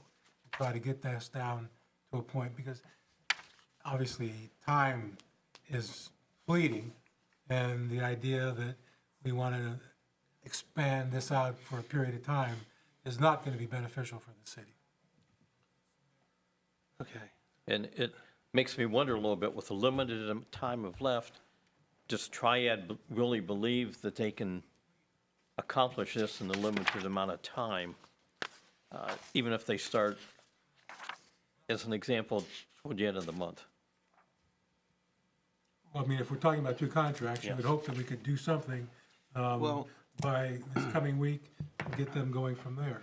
To the extent that there's a second contract, in all honesty, I believe that should be worked on now also, as far as what we're going to be doing. But obviously, the survey is going to be important as far as developing the scope of the contract and what it's going to involve. And so that's going to be a little bit of the more challenging part as far as the second agreement is concerned. Let me ask a question. The survey that you're talking about, is this for the residents that they're doing the survey for? Or I'm a little, okay, It would and, be my understanding that that's what they're talking about. The residents of the city of Ravenna are the only ones who will be able to vote on it. right, I understand that. I guess I'm questioning the need for a survey on an election, not an election, but an issue. Like, what good is a survey going to do on that? So, Well, I think the question that, Ms. Lodato has is, what are the specifics? What Yeah. are the deliverables? What are you going to be providing to us? And to the extent that you get some sense about what the concerns are, what the needs are of the citizens of the city, I think that's going to drive the aspects of what are we asking them to provide us. Okay. Amy, your question, the survey that they're referring to is so they know how to communicate with the voters. Okay. I just Is it wanted a electronically little on clarification, paper? because Are we putting door hangers? That's what they need to determine and what and our what the community. message may be. Right. Correct. Right, I What think our it's a little deeper than community that. is going to receive And respond to it. the best. some things, as you know, a survey's only as good as the people who are answering it, so. Yeah. And those aren't always the ones who are going to be voting as well, so. Well, Online no, surveys, they, you get 10% this would response rates be, anyway. this would be a scientifically conducted survey. They're gonna use probably, I'm guessing, voting rolls, people who have voted in the recent election, and they're gonna contact those people, and that information can be found pretty easily at the Portage County Board of Elections site. It's not gonna just be a random. I understand that. I just know we do have a good senior population, and a lot of them, the seniors, really don't, and some do, go online and vote, or maybe, or not vote, but, take surveys or Well, again, I don't know. I'm not I gonna would hope debate that we'll about be it, but- Contacting people via Yes. phone or. Just a other question. methods. Yeah. So procedurally, I think if it's okay with council, this ordinance isn't going to do us any good, right? So if we could, if council agreeable, we could vote to, remove this from consideration. And then I think what we need is a vote, according to how we construct legislation, a vote of this council, and if we can get a majority vote, to ask the law director to work with this consultant to come up with a contract that identifies the cost of conducting a survey, and we can get that done by next Monday, then we can vote on that ordinance then. Does that sound like a feasible plan? Yeah. Well, it's a start. So, unless there's other discussion, is there a motion, and I'm struggling with the terminology, to permanently remove this from consideration? Is this like a table indefinitely? Table indefinitely? That sounds like a more legitimate motion, if you want to All make right, it. I'd like to make a motion to table this indefinitely. Second. Makes no difference, pick a name. I'll just call a voice vote. Everybody, all those in favor say aye? Aye. Anybody opposed, say nay? Okay, so that passes. So the next motion would be to authorize the law director to create an ordinance to construct a contract with Triad Communications for the sole purpose of conducting a survey to help inform the city council about the ordinance we just passed regarding putting an increase to our income tax on the ballot in May to provide for new facilities for police, fire, and city hall. Anybody like to make that motion? I'll make that what exactly Rob just said. Okay. I will second that. Amy and I will second. Because I'm not repeating that. I tried writing it down, but you did great. I did my best. All in favor? Aye. Aye. Anybody opposed to doing that? Okay, you have your work cut out for you. Thank you. Let me go back and see where we are. I think that's the end of our ordinances. That's it. So let's move on in the agenda. The next item is old business. Does anybody have any old business on council to present tonight? Hearing none, we do have some new business, and the new business is our committee assignments. You were all sent in your packet. The only significant changes are that Ms. West is moving from Community and Economic Development, moving other from way. Planning to Community and Economic Development, and we are asking Ms. Lodato to chair the Planning Commission. Okay. There's a few other minor changes to membership, and I've asked several times if anybody had any concerns about those, and I did not hear any. So if we can get a motion to approve the committee assignments, I'd appreciate that. Unless there's a discussion, I'll make that motion. Second. all in favor of the committee assignments? Aye. Yes. Anybody opposed? Okay, you have your assignments. All right, now it's time for my remarks. First, I want to welcome Ms. Lodato, and I think tonight, you've participated fully. It's not, sometimes people in their first meeting, trying to learn the world. Yeah, Ms. West didn't say a word, I remember. I don't remember that, I'm just making that up. So I appreciate it, welcome, congratulations on your victory. Congratulations to Ms. Michael, to Mr. Maravich, and to Mr. Boskin as well for their reelection efforts and their continuing service here. We appreciate everything that you do for the council. And yourself. Oh, well, appreciate that. I will just formally announce that I will be asking for a special meeting on January 20th. It will be either at 6:30 or after the committee of the whole meeting, if the committee of the whole meeting runs past 6:30.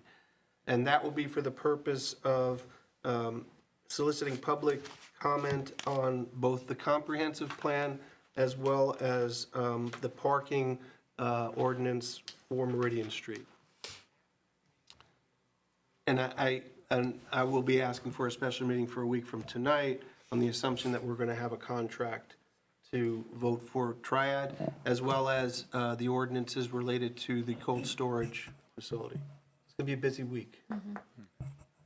So I wanted to just kind of frame some of the issues, and I know this is a longer meeting than we usually have, but it's the first of the year, we're organizing ourselves, we're welcoming people. I wanted to just kind of talk about a few of the things, and this isn't a comprehensive list, but some of the things I was thinking about that we as a council need to accomplish this year. And some of them are short-term. For example, we have right now a couple of moratoriums. At least I think we do. I'm not even sure about the recreational marijuana one, whether that expired or not. And I know the one for self-storage facilities will expire in February, I believe. And I want to just make a couple of comments about that. Number one, and I've made these comments before, I'm not a big fan of moratoriums for two basic reasons. One, I think it helps council avert what they, the work they need to do. Because once we pass the moratorium and the premise is, well, we're going to put a delay in doing anything of that while we work on fixing this problem. But we never get to that second part.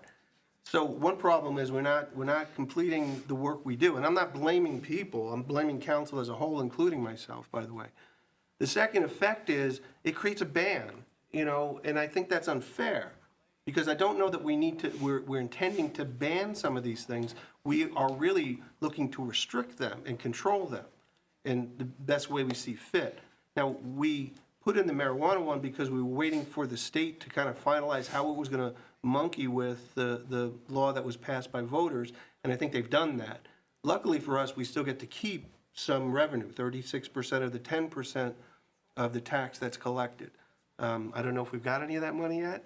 Nothing. We gotta start asking about that. The self-storage facilities is just one of those things where we want to make sure we're not inundated with a kind of facility that takes up a lot of space and doesn't perform a major service. And I think we need to work on some crafting some language for ordinances, a new chapter on recreational marijuana, and something related to self-storage facilities. Yeah, Rob, let me ask you a question. So are you saying that you're not in favor of the moratorium currently that we have for the storages, the self-storage? No, what I'm saying is I would rather see, and this, look, for these two, we may have to initiate another moratorium. I think we do. But I think we need, but my point I'm trying to make is we need to do something about these, not just continue to pass moratoriums. I understand. So, and that's the reason I brought those up, and to also put them on the radar, because we are going to have to take some action, or they're going to expire, and then we'll be really screwing ourselves over. There's been some discussion topics like temporary rentals that I think need further discussion. We sometimes have an approach avoidance to some of these things where we bring them up, we talk about them, and then they kind of fade away. Maybe they come back because something happens, and then they fade away again. So I'm hoping that we can not only just discuss these things, but actually come up with, again, some sort of code to represent what the will of the council is regarding that, as well as public comment. That's another thing we're constantly working on, and I appreciate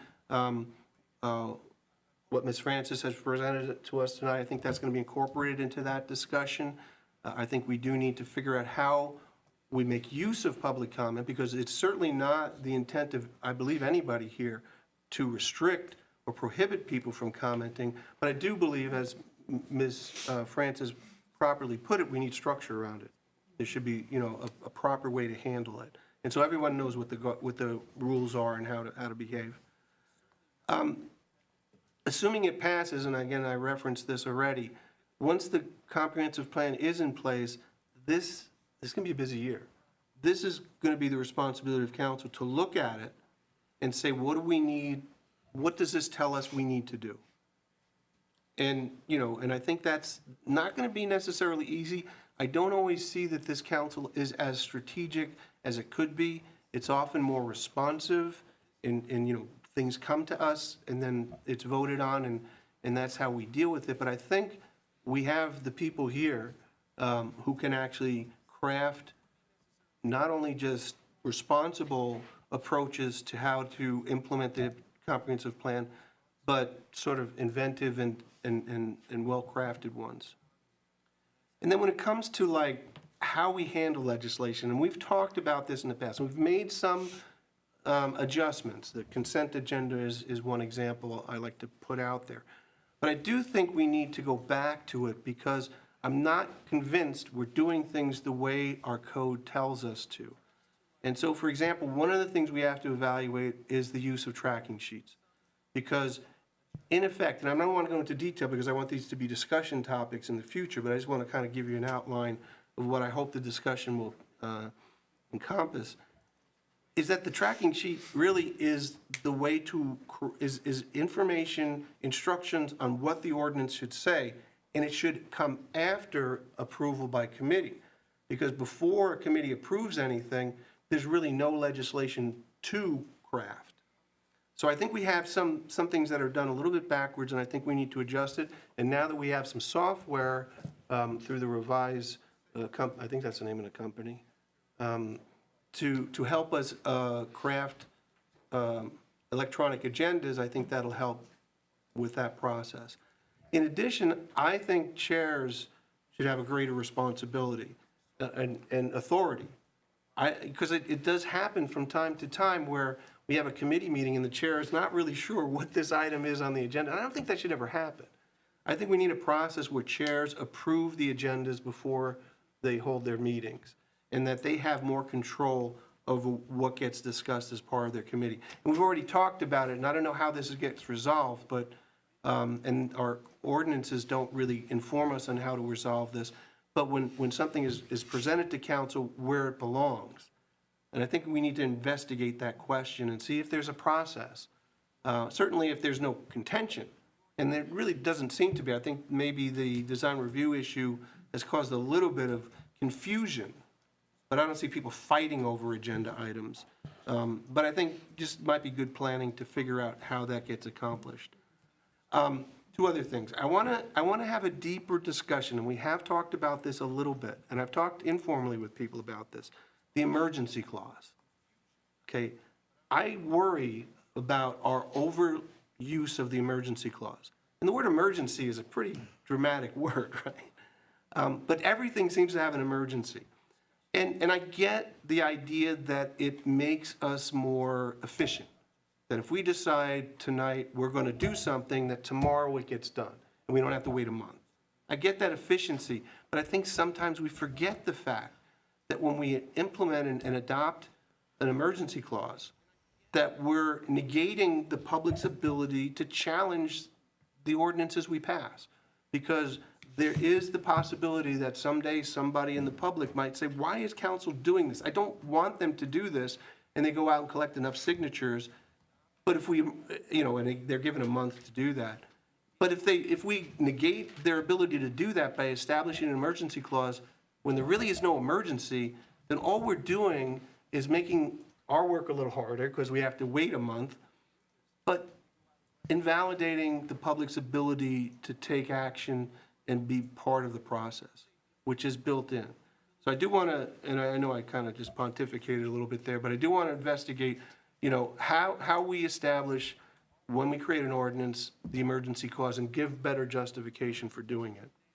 And then finally, I've noticed in the last few months, when the finance stuff comes up, we don't know where to put that typically, right? What committee it belongs to. And sometimes we just say, well, we'll wait until the committee of the whole. Because if you don't know the history of city council here in Ravenna, the committee of the whole used to be called the finance committee. So I want to ask, and I don't want to do this, but I want to ask whether there's some desire to actually create a finance committee, aside from the committee of the whole, so that when finance stuff comes up, we don't delay it, and we have a little bit more time to discuss it. So those are my comments for tonight, and I want to welcome everybody to the new year. As you can hear from my words, I think we got a lot of work to do. I'm excited about doing it, and I hope all of you are as well. So now we'll move on to remarks by council members. And we're going to start with Mr. Harper down at this end. I would just like to say Happy New Year to everyone. Welcome aboard, Carmen. Look forward to working with you. So, thank you. All right, thank you, Mr. Harper. Ms. Michael? Yes, I do have a couple things that, the one I think is important to share with everyone. Once again, I'm going to rebuttal on what Mr. Harper said. Happy New Year and welcome to Carmen. I had posted out on my social media page, I had received a phone call yesterday, and I just wanted to bring this to other council members' attention for those of you that, might not see my post or have heard about this. But I received a phone call from someone that their mother, who was 91 years old, answered the door. 2 males knocked on the door, and they used my name. Apparently, they must have done their homework and saw who is, the elected officials in the area, and that's all it took for her to gain trust, which to me is very, very upsetting. That I told them to go talk to her about her utility bill. And so they asked to see the utility bill, and she gave it to them because my name was used. And to me, that's a huge problem. And luckily, the lady said, I'm already in the aggregate program. I'm fine. Thank you anyway. And she was smart enough with her wits, she's still a strong 91-year-old, to shut the door on them. But I just want to put it out there. I don't know if other wards they're going to and might be using one of your names. But also any resident know straight up that I know myself, and I'm pretty sure none of you are sending anybody to anybody else's homes. I did alert the police department right away. And, the daughter of the lady was very, thankful that I did put the alert out as well. She thought it seemed pretty strange that I would do that versus calling her mother herself or myself. And, that to me, I took it very personal because they used my name without me saying to do that. I don't even know these people, but to gain trust and to gain trust from a senior citizen that was friends with my mom back in the day. So, that really bothers me. So I just want to put that out there for everyone to be warning anybody ever, any resident that might be listening. If this ever happens to you, first of all, don't open the doors to someone you don't know. Second of all, just know that we would never do that. And if there's ever a question, either call the police department or call City Hall. Everybody should be registered that walks around. If they are not registered and they do not show a proper registration as well, call the police because they are walking around illegally. So I just wanted to put that out there. Somebody asked me if we have a list on our website. It was a comment on my page of the ones who are allowed to, that hold permits currently. That's an idea. Some cities, I guess, do have that, where the people who are, legal, that are registered to be solicitors in the area, they appear on the city's website. So I don't know if that's bad or good to do that. If somebody would, make up a name to go on there, who knows with technology what they could do. But I do wanted to pass that along to everyone as And an Amy, I FYI. wanted to add on really quick to that Yeah. comment. It's amazing how quickly they go away when you ask for their permit. I am that person. Can I see your permit? Please show it to me. And they're gone. So, I tell residents, ask People for don't that. know, some people don't know that you have to have a permit. So I wanted to put that out there again, in case somebody hears this and you can pass it on to 10 other people and so forth, So the other thing is, in our February meeting, I have a special guest coming that will further along go into my committee meeting for discussion. But I just wanted to give everyone a heads up for people to attend or turn on, our channel to hear her. But through dialogue and meeting with this individual, her name is Abby Morgan, and she is the director of Akron Canton area and aging and disability.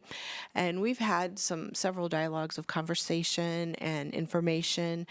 And I didn't realize that she works obviously with the aging population in this area and parts of Portage County. And it's a board that governs this whole parts of Ohio, and she's the director of all of this.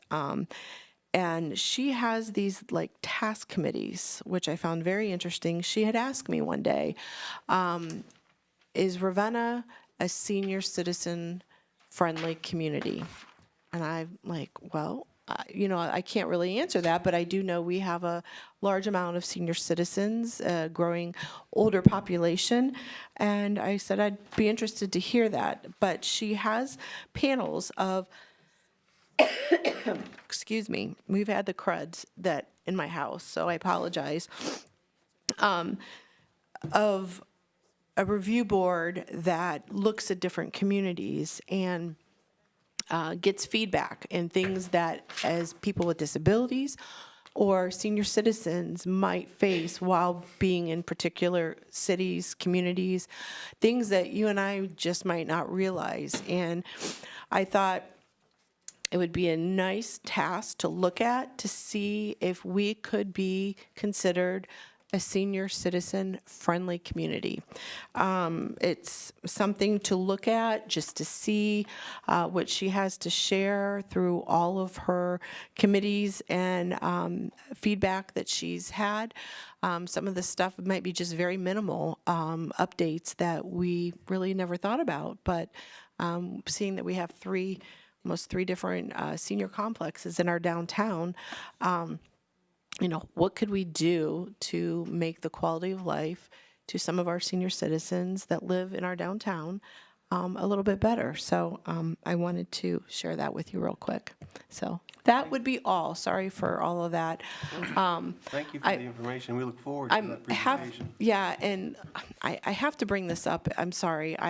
This is probably past, I'm with you, Rob, talking a lot tonight. No, that's okay. But the other thing is I have, something else to consider is I've received some emails and calls about 2 habitual properties that are property owners that are terrorizing neighborhoods. And I think it's something that we need to look at because, these neighbors are standing strong. They're tired of their neighborhood being destroyed by trash, by these people that are inconsiderate and that the problem is they are property owners. They are not renters. So they're not as easy just to, go. They have a little bit more rights. But again, it doesn't give them the right to take away others' quality life. And when the house is condemned or and they're living in the front yard in an RV, the neighbors are fed up. And another particular home, the lady, we've tried everything. We've been working on this for a very long time. There are some issues. Our building department has spent countless hours on this one particular home. It's frustrating to me because I feel like the residents think I do nothing. And we as council can only do so much. I don't know if this is something down the road, if the law director or the building department could possibly give maybe some suggestions on maybe creating a stronger nuisance fines or whatever we can do. I think, I don't even think that the chronic nuisance, the fines even scare some of these people because they know they're not going to pay it and it's just going to get assessed. But we've got to kind of figure out something to do for these terror homes in these neighborhoods that are just causing neighbors and their property value to go down. So that's my last comment. Thank you. Thank you, Ms. Michael. Mr. Maravich. All right, picking up on that, yeah, trash invites squalor, vermin, the bubonic plagues, not the black plagues got spread around with rats, so you don't want trash everywhere. Just wanted to help inform the public on this one. So Section 812 of our code, in reference to what Amy and Ms. West has shared, covers canvassers and solicitors. So if someone's knocking at your door and they don't actually have a solicitor's badge from the mayor's office, That's not legal, and you call that in, because businesses should not be bothering our residents unless they literally have paid the fee and permission to do that. So if they pay to bother us, we'll let them bother us, but otherwise, no. Call that into the non-emergency line at the police department if you are being bothered by people selling goods and services that do not have a solicitor's badge. It's obnoxious, and it's almost as bad as telemarketers these days. Anyway, but that's all I have for you today. Thank you, Mr. Vera. Just a clarification, though, because we did work on that ordinance not too long ago. The Girl Scouts and other nonprofits. Don't call the police on that. No, they don't need a permit to solicitate. Mr. Moskin. This time I do have some comments.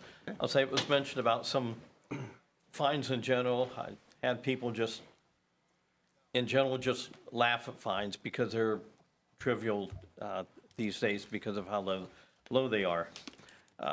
Another thing I'll mention pertaining to the timing, it's just a way of organizing things. I know that everything can't be timed the exact amount, but it's another way of structuring things. I've been involved in things over the years where it's been done and it makes a big difference. There was a lady on Diamond Street that had stormwater problem in the stormwater drain out front. I've had different conversations with her. I'm just elaborating. She said she doesn't know the names. A few guys came out from the street department to analyze it, ending up getting it fixed. She was very happy about the results of it. I'll just go with that. I don't need to go in a lot of details. And another thing I was going to mention pertaining to the snow plowing of the snow that we just had a few days ago, just last week, I believe, New Year's Eve, going into New Year's Day. I had different people tell me that the snow plowing and the cleanup ended up being better than it was the past couple storms. And they, I don't know if everyone in the street department did plowing, but I don't even need to go into that. But whoever did it, kind of like not picked up the pace, but picked up the level on the quality that it was done. Even though they were out there more hours, but it was much more efficient. The only place that could have been cleaned up a little more was around some street corners, but overall it was more efficient the way that it was done. And I believe that makes a big difference, because anything someone does, I mean, there's always little things can be improved, whether they're trivial or great. I'll leave that for my comments for tonight. Thank you, Mr. Moskin. Dr. Calpe? Happy New Year. Thank you. Ms. West? I just want to change the pace here. Get a quick shout out to Parks and Rec. I utilized the Tower Lodge for a birthday party back in December. Fabulous space. I really highly recommend residents to utilize our spaces that are available through Parks and Rec. It was so clean. It was a great place to have a party. So I really appreciate all the work that's been put into that facility and that the staff do to keep it the way that it is. Book early. Yeah, it was great. Thank you, Ms. West. Ms. Lodato, your opportunity for some comments tonight. Okay, well, first of all, it's an honor to be up here, truly. I did not grow up in Ravenna. I've lived in a lot of places in my life. I grew up in Mentor, but I've not only lived in places in Ohio, but I've spent a long time living in Germany as well, so I've lived in other countries, and this is the only place I've ever lived that felt like home to me. And so this isn't the place that I was born, it's the place that I chose. And I'm very privileged to represent the people here, and I will do the job to the best of my ability. I really jumped in with both feet, but it was good timing because I'm a teacher and it was during Christmas break, so I had a lot of time afforded to me. I spent 6 years on Planning Commission, and there are things that I am hoping to sort of pass the baton up that I felt spent an adequate, if not excessive, time on planning and need to be addressed here on council. For those of you who came to planning or heard me talk at the podium over the past years, it wouldn't come as a surprise to you, the nuisance lighting still aggravates me when it blinds me every morning that I drive by it. The Airbnbs, or the short-term rentals, and also one other thing that I still think about almost on a daily basis, and that is the city's allowance through the acceptance via planning commission to allow people to sell firearms out of their home. That is something that bothered me on planning commission. It bothers me now, that ultimately that was given the green light. It ended tragically for the individual involved, not because of the firearms. He tragically died in a motorcycle accident, but it gives the city a chance to look at that again. And I want to explicitly state that I am a fan of the Second Amendment. It's not about that. It's not about restricting those types of rights. It's about protecting our neighborhoods. And most of us here in Ravenna live very close to their neighbors. And the idea that people are going in and out purchasing firearms or explosives should be alarming. And so I would like to see that addressed. And the recreational marijuana, boy, when we recommended that moratorium, did I ever think that a year would go by and the state still hadn't definitively made up its mind? No, I did not. I actually thought that they would kind of have that resolved in a few months and we'd bring it back, but here we are still not getting the money. No city has received it, by the way, that money from the portion of the excise tax. So that's still lingering. And Ravenna has an opportunity with the money that we'll receive from that to dedicate that towards other fun things and things that benefit everybody that we would like to do. So I'm excited to be here, and I hope everybody had a happy holiday, happy New Year. And I'm excited. So. Thank you, Ms. Lodano. So moving on the agenda, Mayor Seaman, your remarks for this evening. Well, this is a council meeting, not a meeting for the mayor. It's been interesting here this evening to hear the different discussion. I'm having trouble processing some of it, where we have a situation with the design review that they need to get stuff done more quickly, and then you think we need to take more time when it's in here. So I'll work that out. As a caveat, there are new rules when you file to ask for money. And one of the things is that you cannot ask people to vote. I'm talking about, that's why we're looking at an outside source to handle that, because we cannot go door to door and say, would you please vote for this? We're not permitted to do that. So that's why we are going through the process with this, because a lot of the laws have changed about that in the past year, and we have to be very careful that we don't put ourselves in a bad spot with that. I'm welcoming the people that are volunteering to serve on committees. I have an open door policy here. I'm one of the few that's left, much to the chagrin of the police department. But when I was in the school system, I had the same policy.